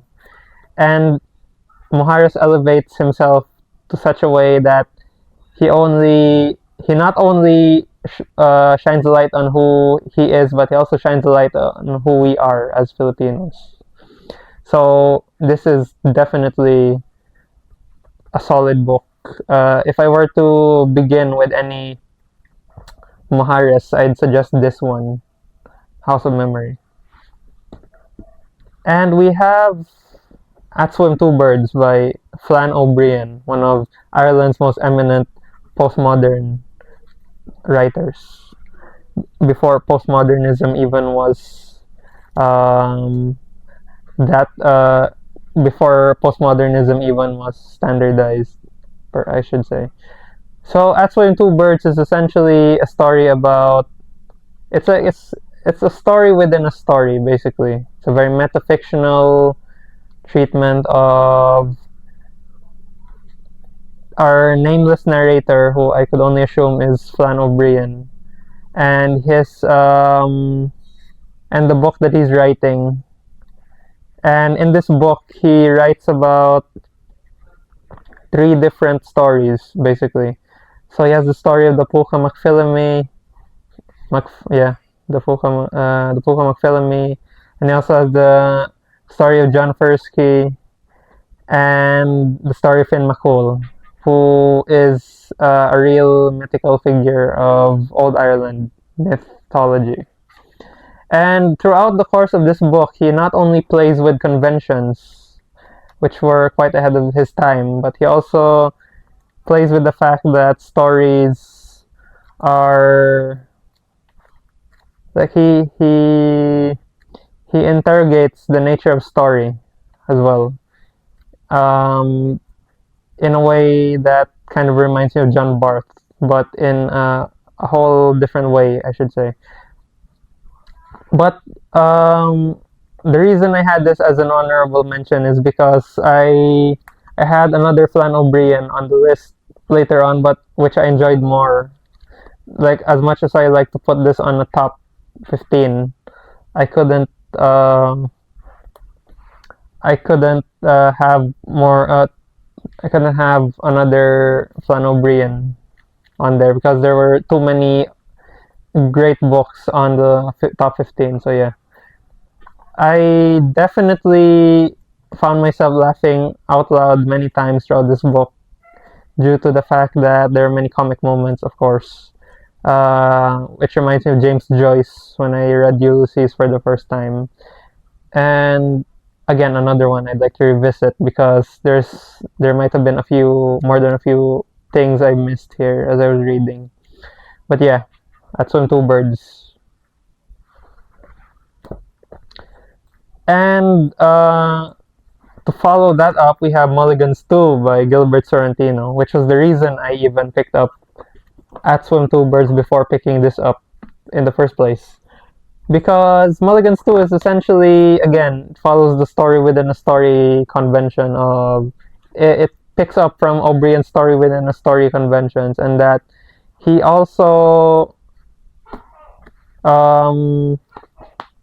has a character here write a story about characters who don't really know what they're doing in that story he's writing, and then they rebel against the author in a similar way as the characters in Flann O'Brien's At Swim Two Birds have also rebelled against the author. And what we read essentially from this whole book is the Mulligan's 2 in question, which is his compilation, which is like the bulk of everything that this avant-garde novelist Anthony Lamont has written.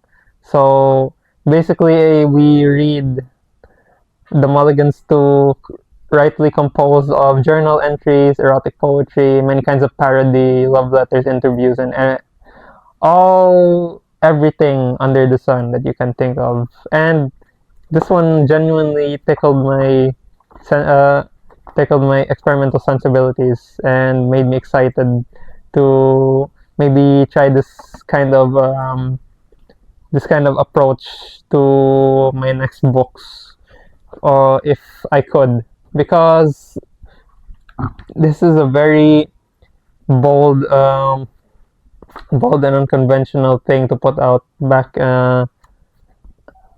when Sorrentino was getting loads and loads of rejections for this, and funnily enough, all of his rejections have been gathered in the front of the book as a sort of prologue, you could say, of Mulligan's 2, and it might have been Sorrentino's middle finger to the publishing industry. But anyway, as much as I'd like to talk about this book, I've already discussed it at length, so you might want to consider watching the August recap for this, Mulligan's 2.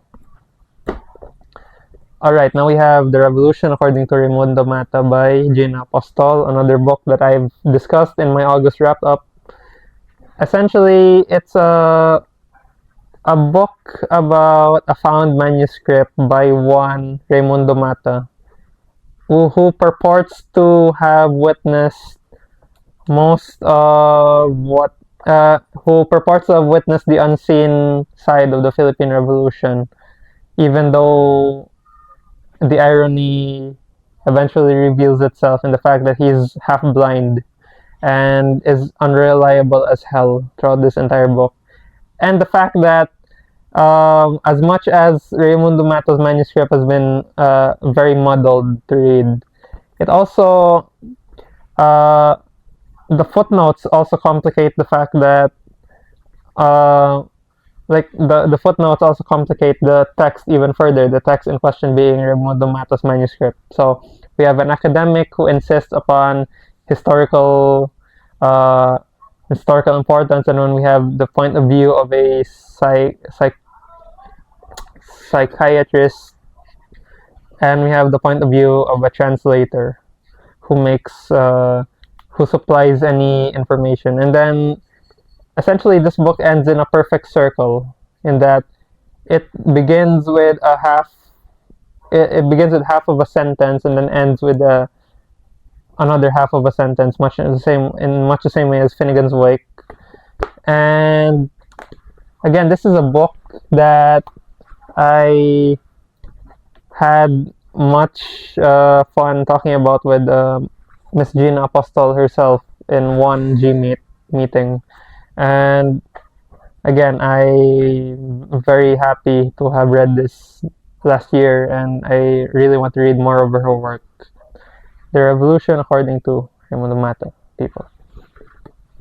Alright, moving on to the next honorable mention, Without Seeing the Dawn by Esteban Haveliana, which is the first Filipino novel in English that's ever been published by a Filipino.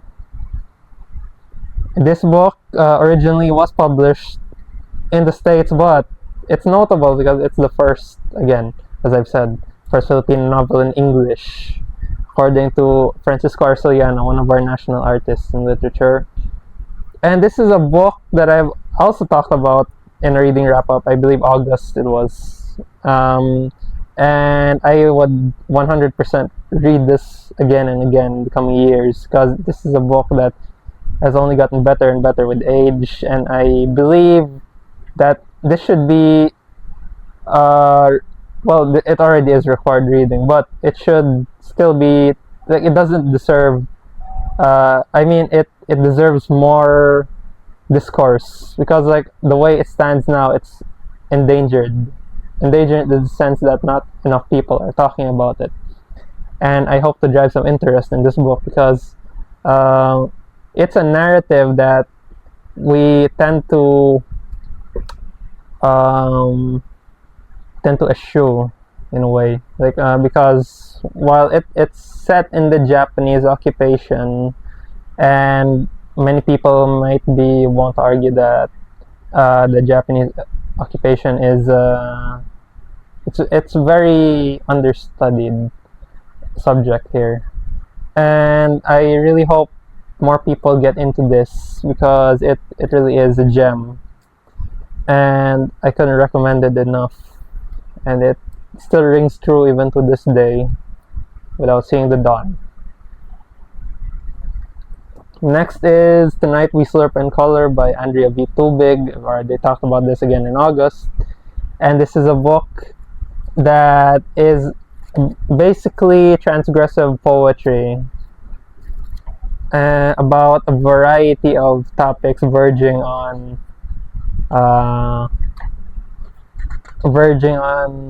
scandalous yet profound and profane, and I couldn't explain it.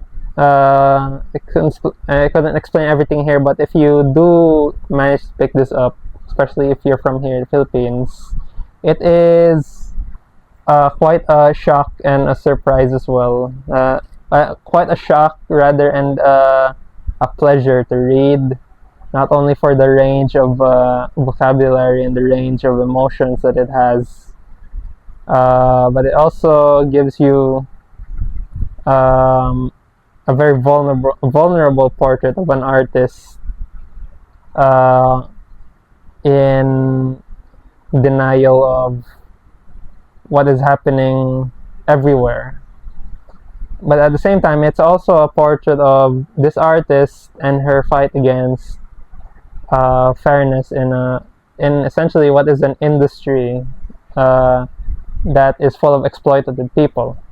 That is the Philippine publishing industry, parts of it at least. So yeah, that's all I can say about Tonight We Slurp in Color. And another book is Strange Dreams by Dennis Johnson. This has been turned into a Netflix movie recently, and I still have to get to that movie. But as for the reading itself, I I found quite significant enjoyment from it. But I still prefer Maximalist Dennis Johnson. But this has been a treat to read nonetheless. It really goes to show how much range Dennis Johnson has, not only in the maximalist tradition, what with his Tree of Smoke, but he also has quite a footing in the minimalist tradition as well, as evidenced by his early work, Jesus' Son, and now Strange Dreams is another one of those. It paints a portrait of a time that's long since disappeared. There's a lot of mono no aware in here, and you get the perspective of Robert Grenier and his hope to move on from his personal tragedies, the loss of his wife, the changing of the American frontier, and everything else in between. So yeah, Train Dreams by Dennis Johnson. Another book is Jan Lianka.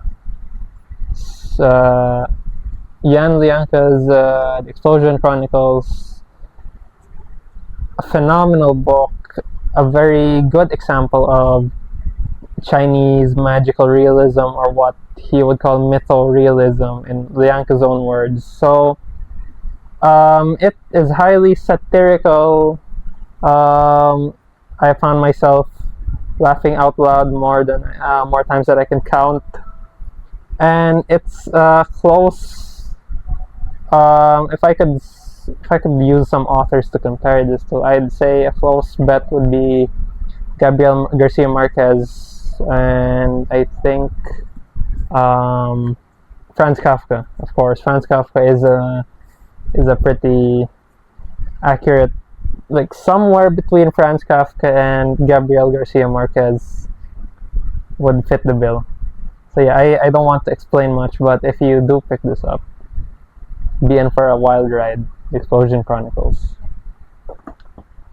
Alright, now we have this book called The Flanders Road by Claude Simon, translated from the French by Richard Howard. This is a very fragmented book in the style of the Nouveau Roman, in which he uses primarily semicolons, long paragraphs, and parentheses that start on one page and end up in another page. So yeah, long digressions in that manner. And it kind of reminds me of early Volman for some reason, because I've been reading as of late You Bright and Risen Angels, and the style that he went for here, the style that I see in Simon, kind of reminds me of what Volman did in that book. So interesting experiment, this one. Essentially what this is, again, to recap what I've said in that recap of this book, it's about beating the same dead horse over and over again, but in a way that tells a lot about one's tragedy, one's one's inability, or rather difficulty, to reconcile the horrors of war and the horrors of the reality that he has to live under the burden of that memory. And we see the same dead horse, the same incident, the same act, the same tragedy that has befallen his captain, shot off his horse. And we see that experience transmuted throughout time and space. And the more that George, as the main character of this book, ruminates on that fact, it kind of grabs hold of him, and he could no longer distinguish between what is horror and what is reality. And for that, I think this deserves an honorable mention. The Flanders Road. Okay, second to the last honorable mention would be Independent People by Haldor Laxness. Again, another book that made me weep.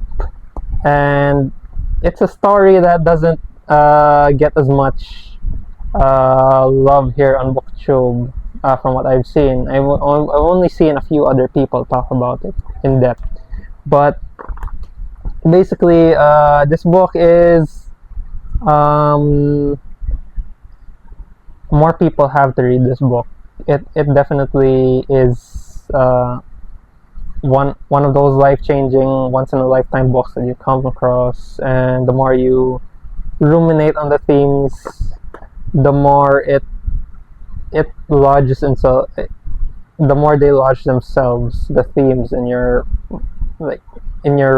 headspace, and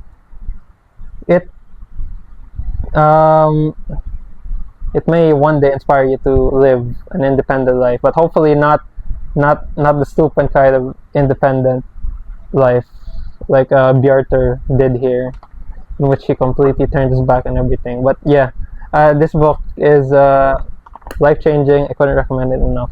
Independent People. And last but not the least is Shadow Ticket by Thomas Pynchon. This is the last Pynchon, probably the last Pynchon ever to be, that we will ever see published in his lifetime, as he is over 90 years old, I believe, now, or nearing 90. But yeah, this book is a wild romp. Reminds me a lot of Pynchon during the time of Inherent Vice and Bleeding Edge, of course, because he goes back to but then here he goes back to such prime material as the Great Depression, which is only which of course is bound to have connections to Against the Day, as I've already revealed in that video recap of this, what I read in December part of the video. This book inevitably has ties to Against the Day, and in a way it gives us an overview of how fascism may be on the rise again, but in a non-linear madcap kind of way.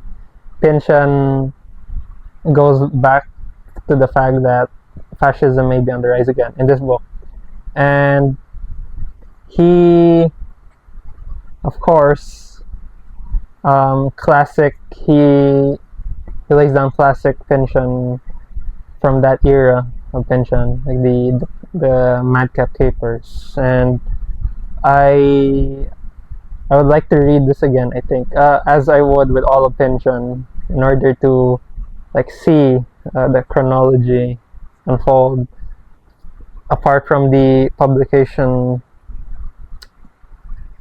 the lead up to its publication. I want to see where this fits in the grand scheme of Pynchon soon, which is why I'll have to put it in the honorable mention for now, because I have so many books on under consideration for this year, last year rather. So yeah, Shadow Ticket. And finally, we arrive at the top 15. And to start off with the top 15, we have Oppenheimer, American Prometheus, The Triumph and Tragedy of J. Robert Oppenheimer by Kai Bird and Martin J. Sherwin. So this is the definitive biography of J. Robert Oppenheimer, one of the godfathers of nuclear development. He spearheaded the Manhattan Project, he was behind Project Trinity. He had a lot to do with what happened at Hiroshima and Nagasaki. We talked about Bird and Sherwin talked about the life and times of J. Robert Oppenheimer, how he was brought up, who his influences were, and everything else.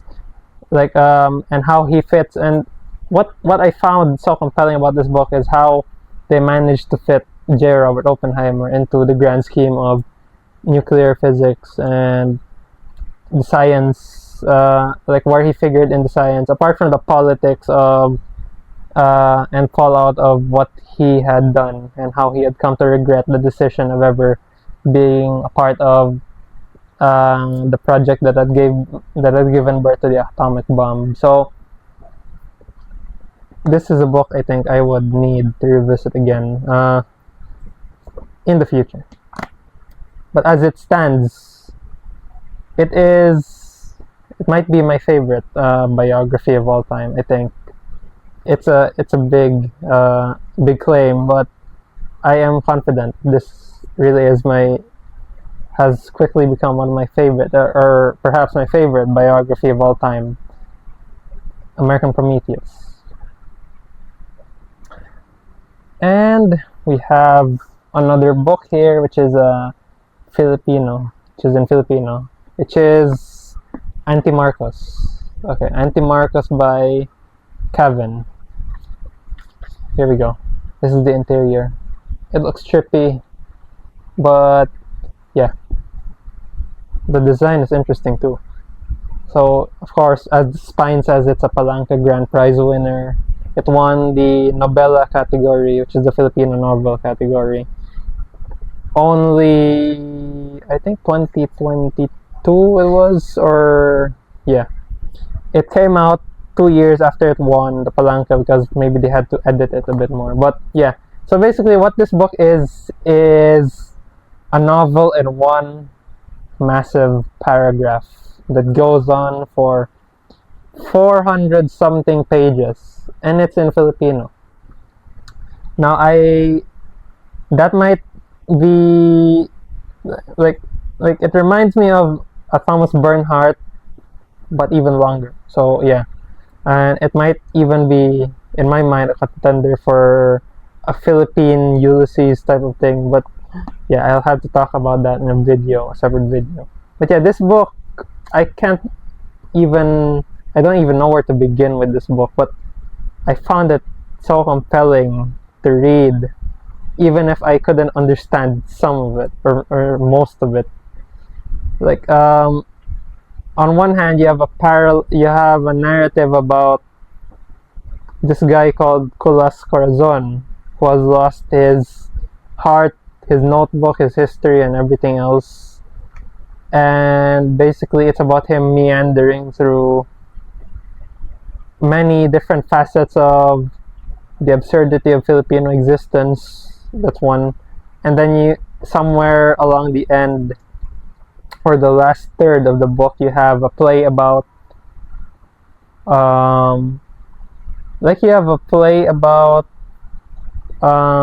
Kulas, but transplanted in the context of the Philippine Revolution.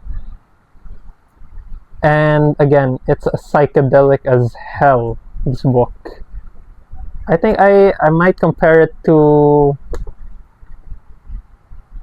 well, I think it might be closer to Pynchon than Bernhardt. I mean, Bernhardt for the execution, but maybe Pynchon for how it's been handled, or not, or yeah, maybe Pynchon or maybe Joyce. I'm not sure, but he also steals, and another thing, he also steals a lot of a lot of great opening and closing lines. I mean, on the opening and closing of the book, he steals a lot of iconic lines. Like, for example, I think I found a line here from 100 Years of Solitude, of course.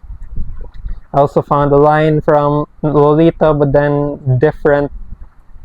Like, for example, there's a line here, Gregoria, ang dulo ng dila, naglalakbay ng tatlong baitang pababa ng ngala-ngala para tapikin ng tatlong beses ng ngipin. Gregoria.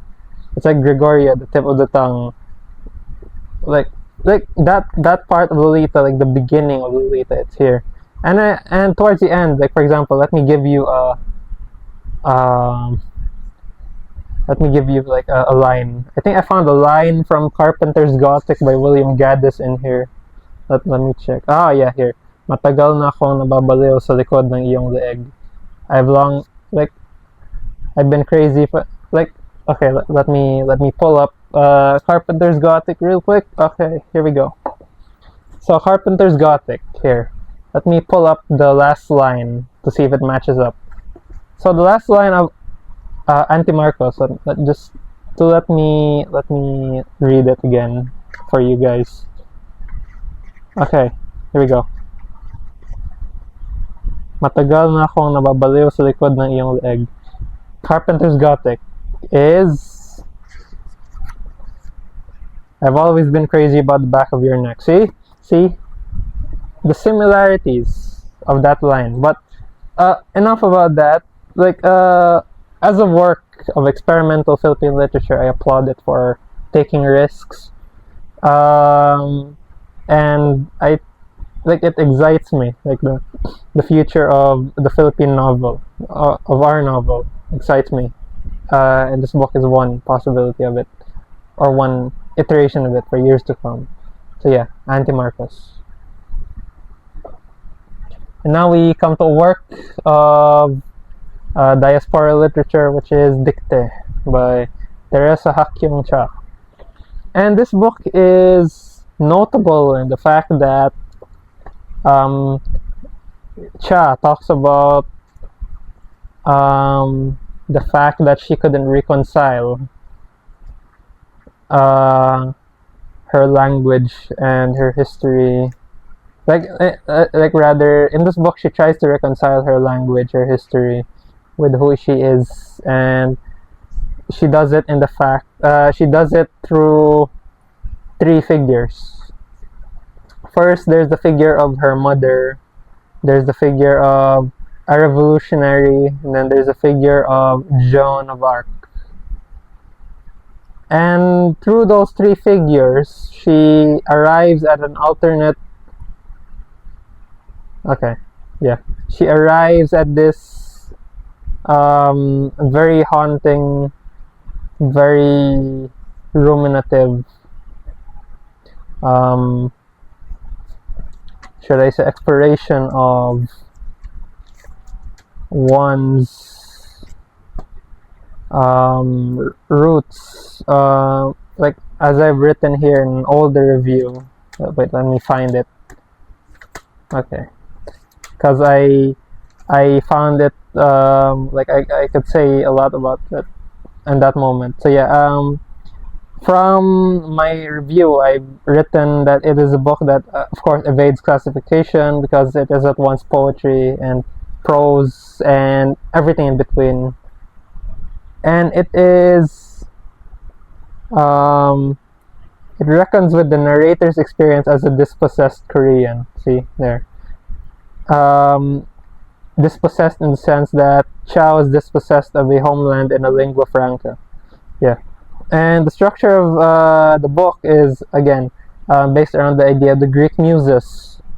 And it does so that Cha could draw inspiration from experience and distill her words from found documents, journals, letters, and so forth. And of course, it's an exorcism of contemporary America, and highly recommend this. If not for itself, but not as a preliminary reading for another book on this list I'm going to talk about later. So yeah, Dicte. Of course, I have another Murakami, Hard-Boiled Wonderland and the End of the World. And this is a story essentially about two parallel narratives, one being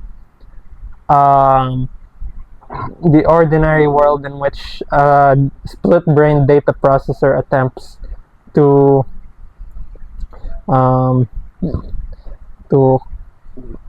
collab with a scientist who aims to explore the deepest recesses of subconsciousness, and then the other narrative is about a man who is trapped in a man who finds himself in a city called the End of the World, and in this city he could not leave once he enters, and then in that city he assumes a position as a librarian, or as a dream reader rather. He assumes the position of a dream reader, and his job is to read unicorn skulls in this old dusty library. Yeah, and it only gets crazier from there. But I found this to be very compelling. It was my very first book of 2025, and it still hasn't left my mind. It lives in my mind rent free. And I found the back and forth very engaging as well. Like every odd number is the hard-boiled Wonderland bit, and then every even number is the end of the world bit. And again, signature magical realism from Murakami.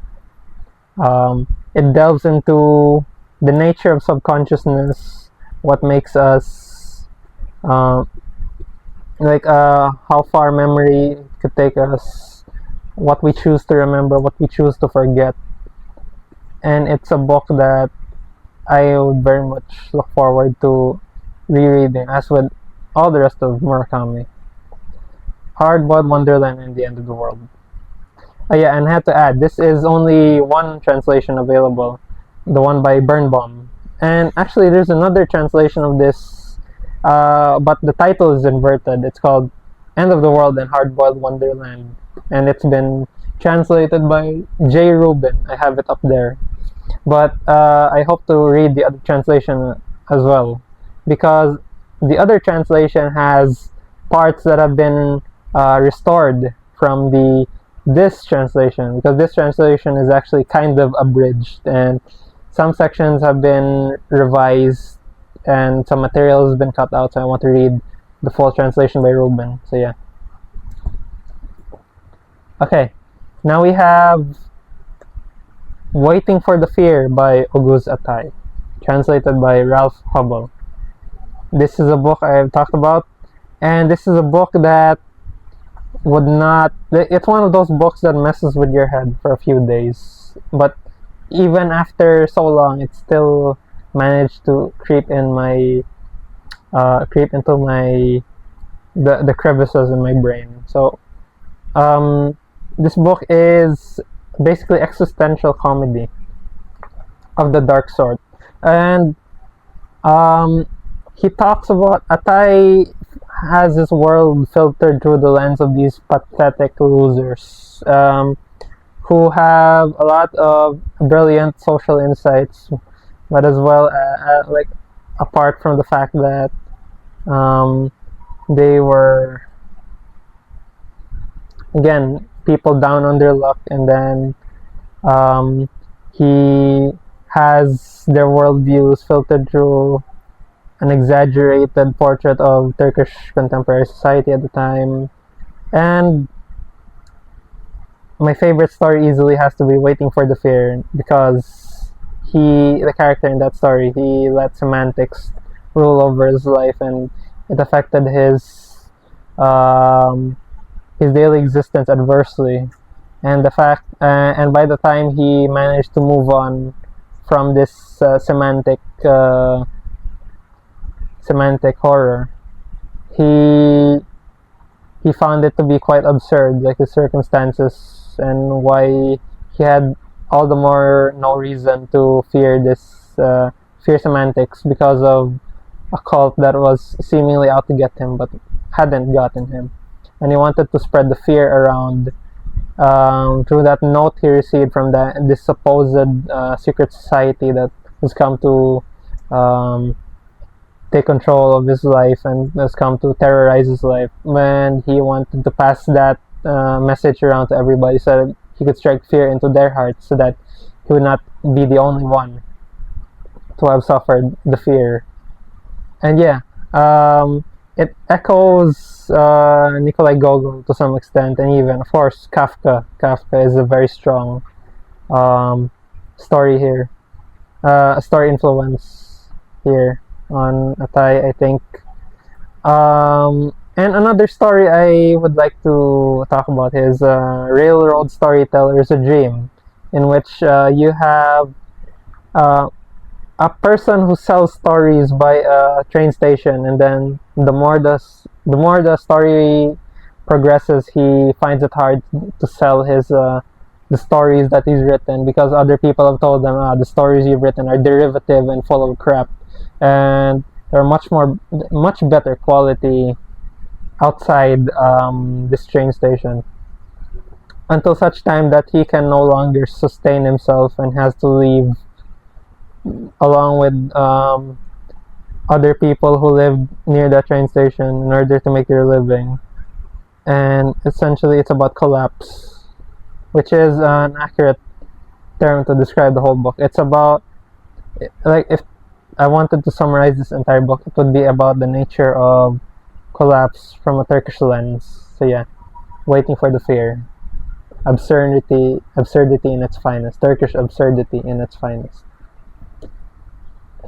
Alright, now we come to the top 10. So those first 5 were the tail end of the list. Now we come to the top 10. Number 10 would be The Third Policeman by Flann O'Brien. Now I've had a very difficult time picking between At Swim Two Birds and The Third Policeman, but I eventually ended up with this because I enjoyed it more, and I found it to be more compelling.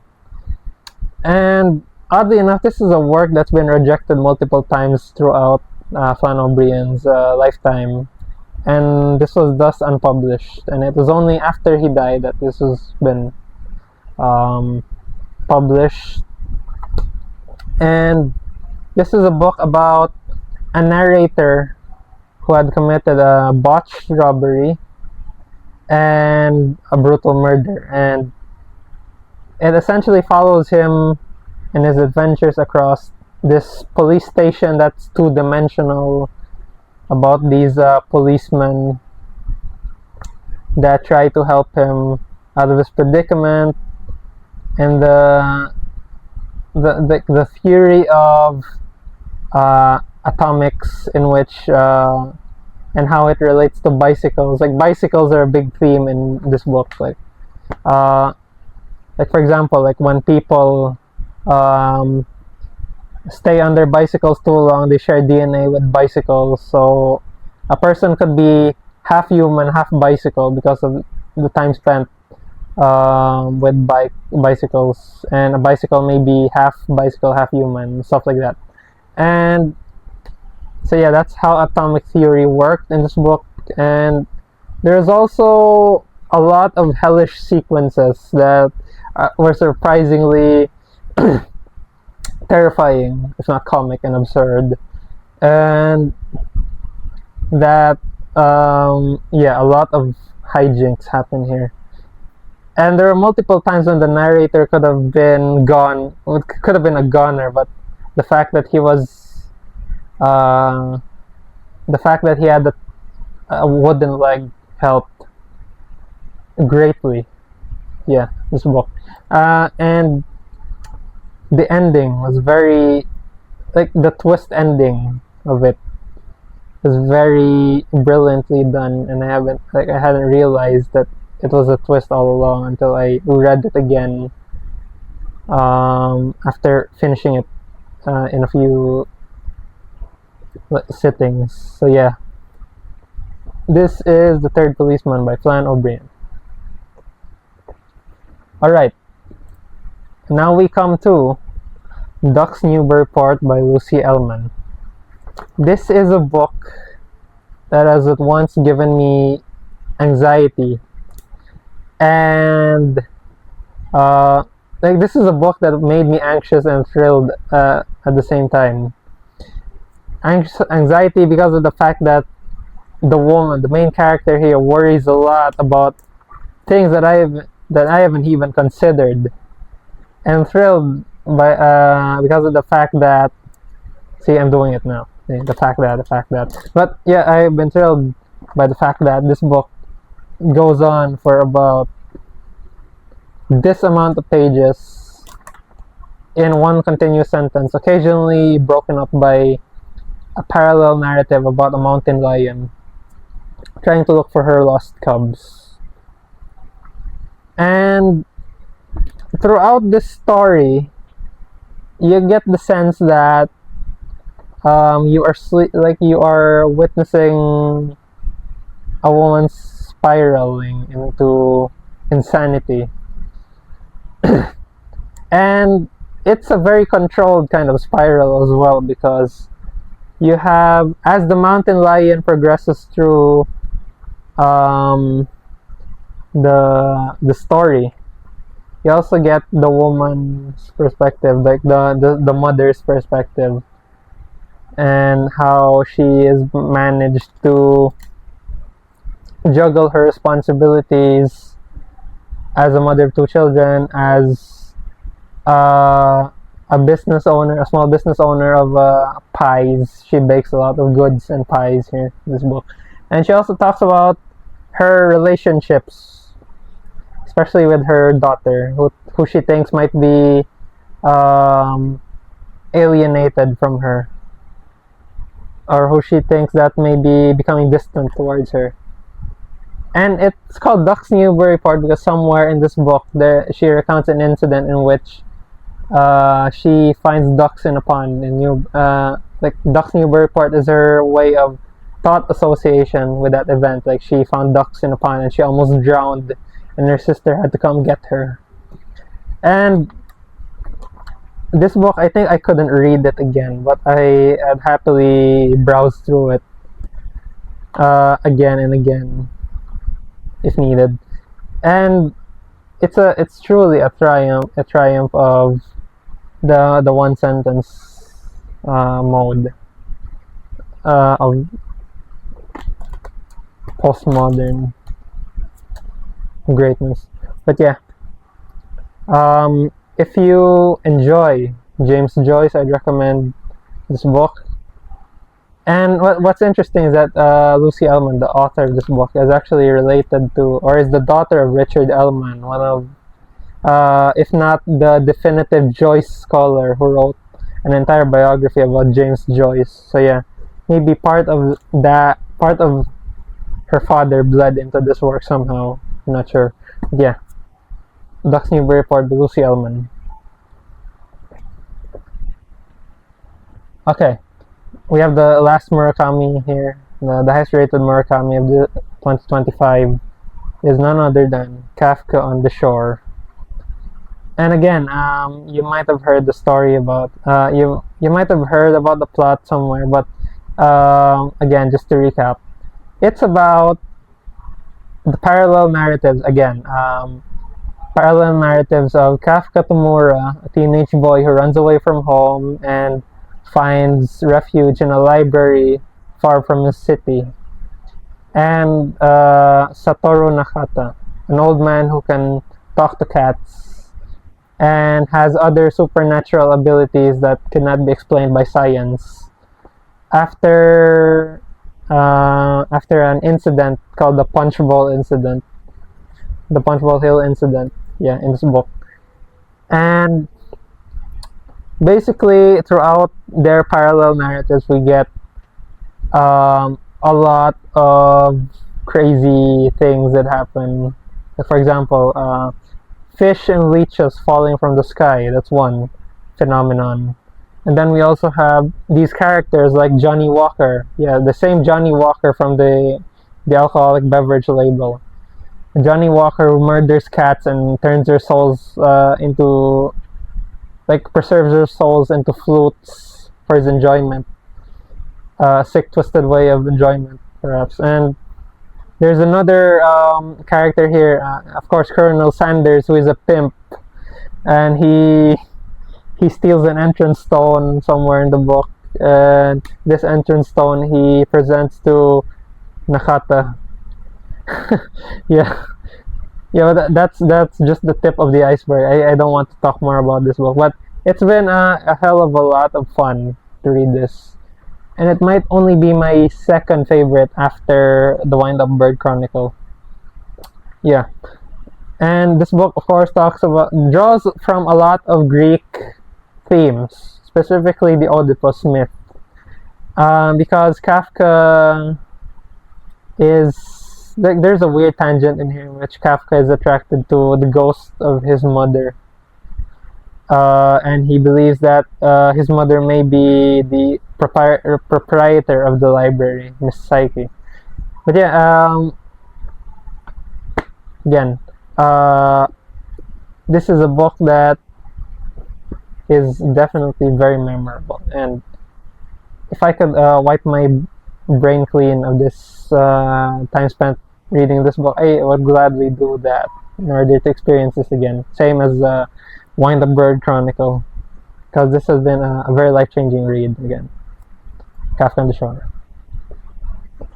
But you know what another life-changing read is Ed Park's Same Bed, Different Dreams, which is a story enveloped in conspiracy, intrigue, and everything in between. So it's essentially about, so the premise is in 1919, patriots of far-flung Korea established the Korean Provisional Government in order to protest the Japanese occupation of Korea.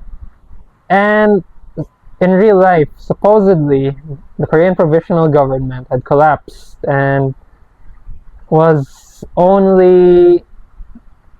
had been dissolved after Japan has been defeated in World War II.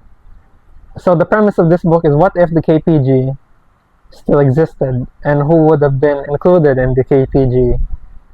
And he does that by weaving together an alternate history of Korea and everyone connected to the major players of Korea during that time, and we get everything filtered through Soon Shin, who is a writer a former writer employed by a tech conglomerate, and he comes into possession of an unfinished manuscript that talks about the alternate history that I've discussed, like the dreams. And as he keeps reading the book, he finds many real world connections, real world in this book, of course, and like the connections extend as far back as his parents, and like we also get a lot of satisfying aha moments in this book. The fact that the most unlikely connections crop up and where you least expect it. And I think another memorable aspect of it is the fact that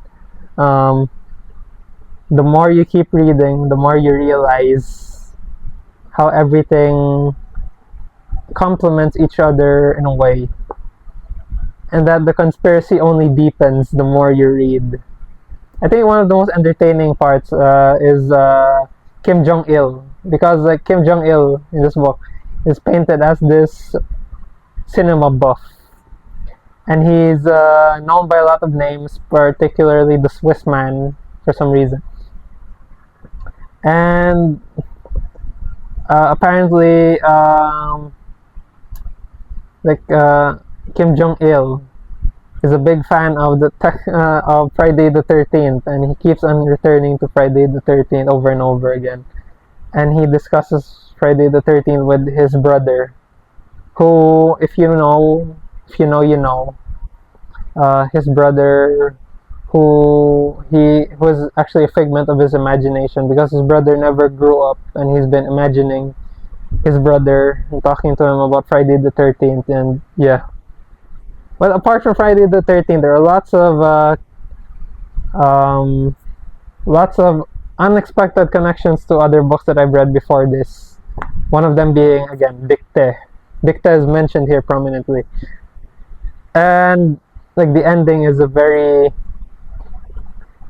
conspiratorial of Ed Park, the ending, because it's like he's inviting us into this secret world by giving us free reign to be members of, I'm gonna have to stop myself right there. But this book is very brave It's very brave of Ed Park to do this kind of book, especially now in a time of increased division and misunderstanding. And I still think that Ed Park has been robbed of the Pulitzer for this year. For that year, I think 2023, it was... Wait, when was this published? Hold on. Okay, yeah. This book was published 2023, and it was a finalist for the Pulitzer Prize. And if you already know, the winner of the Pulitzer Prize for that year had been Night Watch by Jane Ann Phillips, which I think robbed Ed Park of the opportunity. But I think Ed Park doesn't. He doesn't mind. But still, I still think this should have won the Pulitzer. It was that good. You barely see contemporary fiction do this kind of thing anymore. And yeah, I will die defending this book to the very end. So yeah, same bed, different dreams. Okay, and we have number 6, Hunger's Brides, a novel of the Baroque by W. Paul Anderson, which is a book that I haven't talked about enough. But it is a book that I will gladly discuss in a future video. It deserves its own... It truly deserves its own segment in a similar fashion as Schadenfreude. So basically, again, this book is a book about Sor Juana Inez de la Cruz, who is a nun, one of the most famous nuns of the 15th century, 17th century, and her, she was a very forward-thinking figure, and it also, on a parallel narrative, it also charts the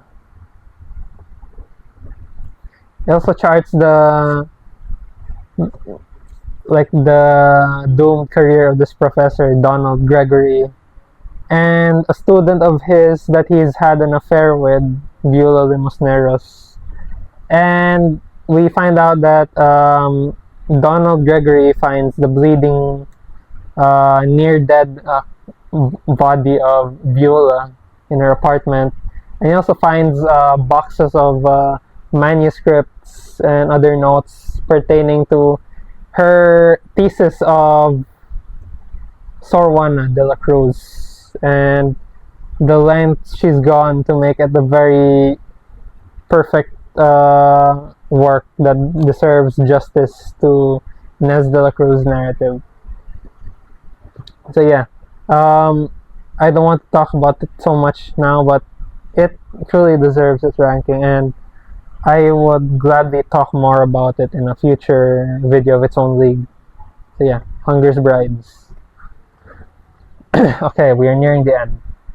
Coming up at number 5, Against the Day with Thomas Pynchon. I've been holding off on this for so long, simply because I wanted the right moment to savor another Pynchon, and last year was the right moment, and this couldn't have come at a better time, because this book is a book essentially about the uncertainty of the way we are living now.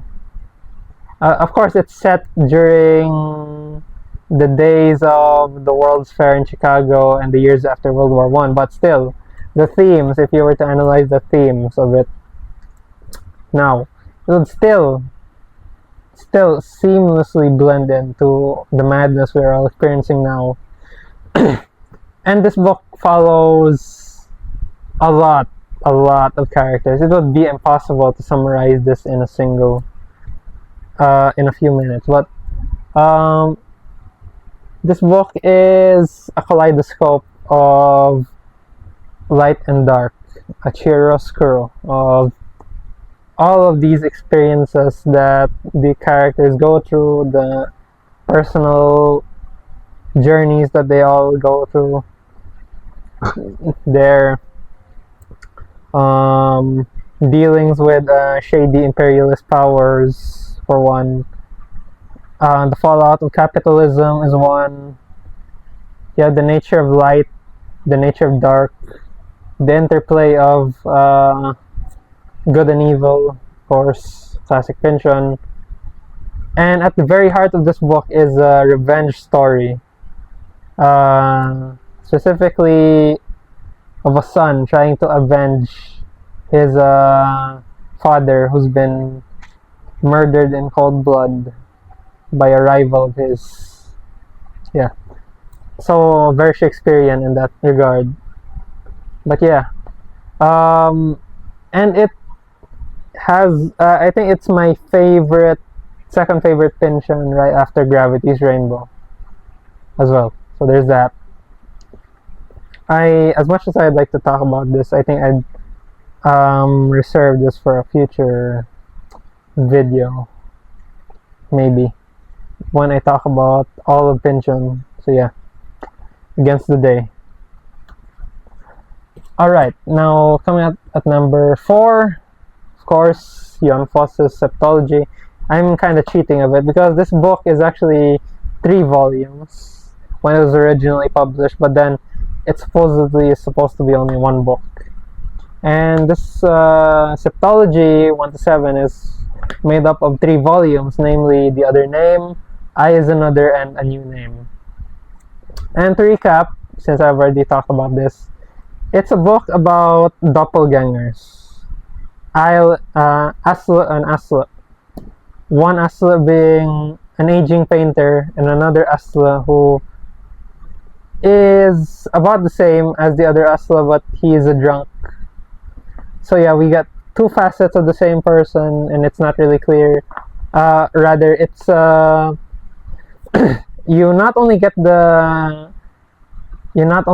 perspective of the 2 Aslas, you also get a sense of how their lives are inherently connected, and that for a brief moment their lives intersect until such time that we get to view different we get to see how the trajectories of the 2 Aslas change throughout the course of the book. So yeah, if Choose Your Own Adventure was literary, I think this would be kind of similar to that, but not really, if you get what I mean. So in a way, it's a grand meditation on art, on religion, on the nature of art as a way to communicate with God, and it's one of those rare books to make you believe that the divine is within our reach. So, Septology. Coming up at number 3, Solenoid by Mircea Cartarescu. This book I've already talked about in my last wrap up for December, but it is at once an indictment of the Romanian healthcare system, a secret memoir of the Ceausescu years, although Ceausescu is not mentioned by name in the book whatsoever. And it's also a meditation on dreams, on the blurring of reality and imagination, and of course parallel lives, because this book is essentially a doppelganger, to pick up from Septology. It's a doppelganger of Cartarescu. The main character is Cartarescu, but if he hadn't achieved the literary heights he was supposed to achieve. And this book is at once a sobering, again, like it denigrates literature to a degree, but then it reaffirms the power of literature, the power of words, in a very validating way. And for all its madcap surrealism and all the works, it arrives at this truth that maybe reality and imagination are one, and that maybe we like both of those things bleed into each other, and we wouldn't even know the difference because our lives are one anomaly after another. As much as the narrator, like the Bizarro Cartescu, believes that his life is one anomaly over another. So yeah, that's Solenoid. Alright, now we are at the home stretch. Number 2, of course, Schadenfreude by Michael Lentz, translated by Max Lawton from the German. I have a whole video dedicated to this book alone, so I highly suggest that you check it out. I'm going to leave a link below and maybe put a card right over here or here. So yeah, this book is again the ramblings of nobody who is a man trapped in a dark room, and he's forced to write everything down. Every utterance, every memory, every recollection of his transmuted onto the page by way of his brain fluid, by way of a device hooked onto his head for him to be able to write whatever he is thinking about. And this is by no means a book with stylistic flourishes. No, it is a book that at once gets at the heart of oppressed societies. That's one. It tries to present the portrait of a man grieving, a man grieving the loss of his father, or a man trying to give a requiem. Like this book is a requiem to Lentz's father, in a way, as much as Mother Dying is a requiem for his mother. And this is one of those books that I will fondly remember, and one of those books that I will fondly look back on from years to come and say, truly a book that has captured my very attention. So yeah, Schadenfreude. Alright, now we come to the final, top one. The best book of 2025, Finnegan's Wake by James Joyce. Now, Finnegan's Wake, although I hadn't understood some or most of it, I still consider it to be the best book of 2025 because of my experience reading it and everything else in between, of course. So, for context, I made a post on February 1, or January 31, that I would begin at the beginning of this book, and that for the next 100-something days or so, just before Bloomsday, I'd finish this book and I'd write a review of this book. Little did I know how much this book at the time would change my perception of the world and everything about it.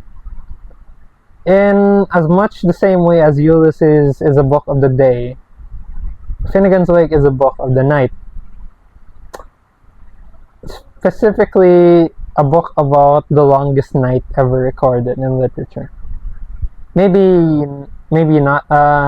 Maybe Arno Schmidt's Bottom's Dream is longer, but yeah. Still, this is as much a book of the night as Ulysses is a book of the day. And this book follows the beginning or end of a narrative concerning one HCE, or Humphrey Chimpden Earwicker, or Here Comes Everybody, or all number of permutations of HCE ever mentioned in this book. It follows HCE as he attempts to wrestle with the fact that he has done something immoral. In a public park, he has made an obscenity of himself at a public park Phoenix Park in Dublin. And it may or may not have involved 2 underage girls, and it may or may not have involved nonsing, or may not have involved other unsavory acts that he can't remember. And he tries to come to terms with the fact that he may have done something wrong in that time. And at the same time, we also get the point of view of ALP, Anna Olivia Plurabelle, or any number of permutation of ALP. And ALP is HCE's wife.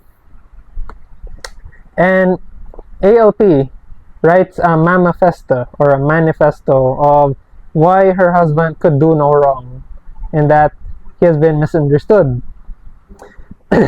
And basically, we get all of that and more. That's the very heart of the narrative, HCE and ALP. But everything else that happens in this book is completely up to the reader's interpretation. To this day, I believe no other scholar has even come close to unlocking what this text really is about. But the general consensus of this is that, again, the heart of the story is HCE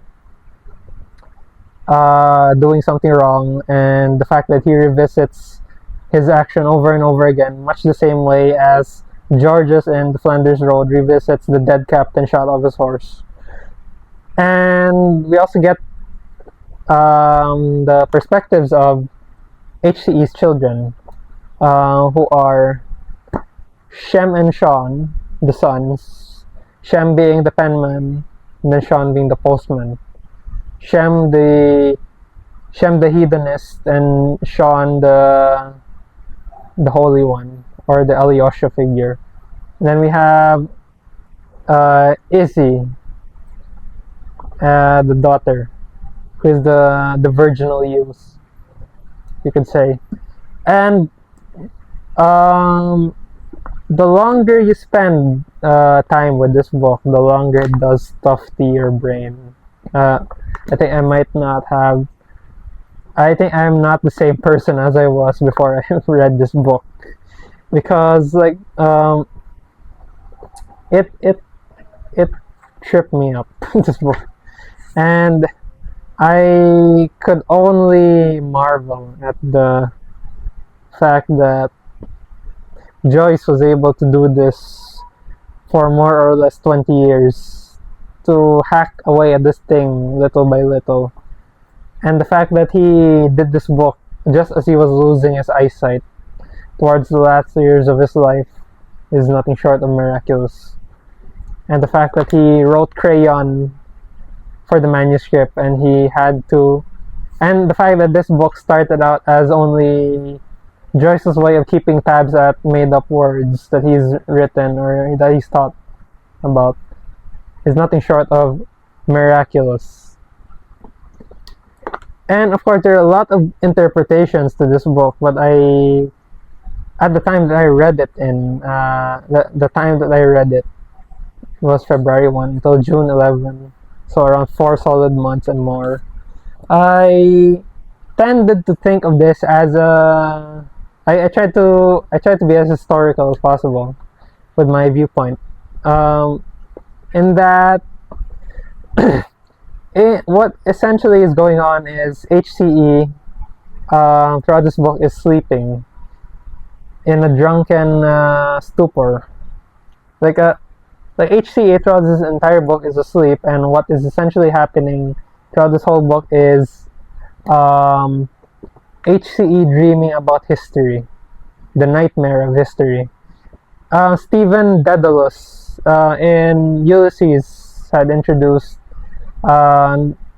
if you remembered, he said history is the nightmare from which I'm trying to wake.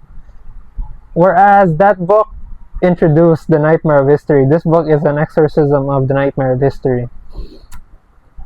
And it comes close. It tries to arrive at the heart of this nightmare of history by the fact that HCE keeps on returning to that one fateful event that has upturned his life, the incident at Phoenix Park. And the more he revisits that memory, the more shame he feels. And basically, the story is transmuted. It becomes like the longer you read through the narrative, the more it gets transmuted. So HCE and ALP then become their sons and daughter. So HCE then becomes Shem and Sean, like the HCE being split into two personalities, and then ALP becomes Izzy, the daughter, the virginal youth, and Shem and Sean being like the Psyche of HCE also have their own crap to grapple with, and the fact that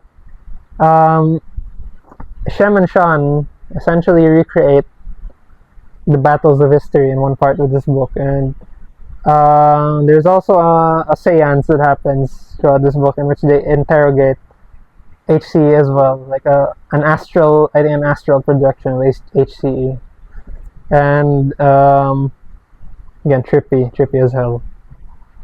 And then we move to the Ricorso towards the end, and then only at the end we find out that it never really ends, because the last half of the book, the last sentence of the book, is actually a fragment to the beginning.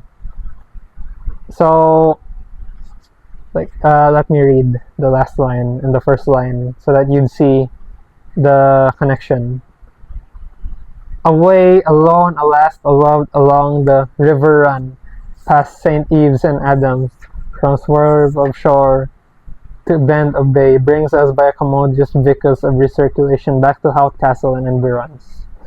See, this book is, to some, a madcap work of nonsense that shouldn't ever exist, but to me, it is a perfect circle.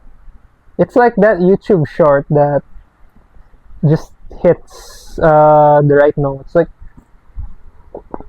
the way it ends and the way it begins is so synonymous. Reminds me of easily a lot of things. Like, as of recently, I've listened to Pink Floyd's The Wall, and the last and the first song connect in that book, that album rather.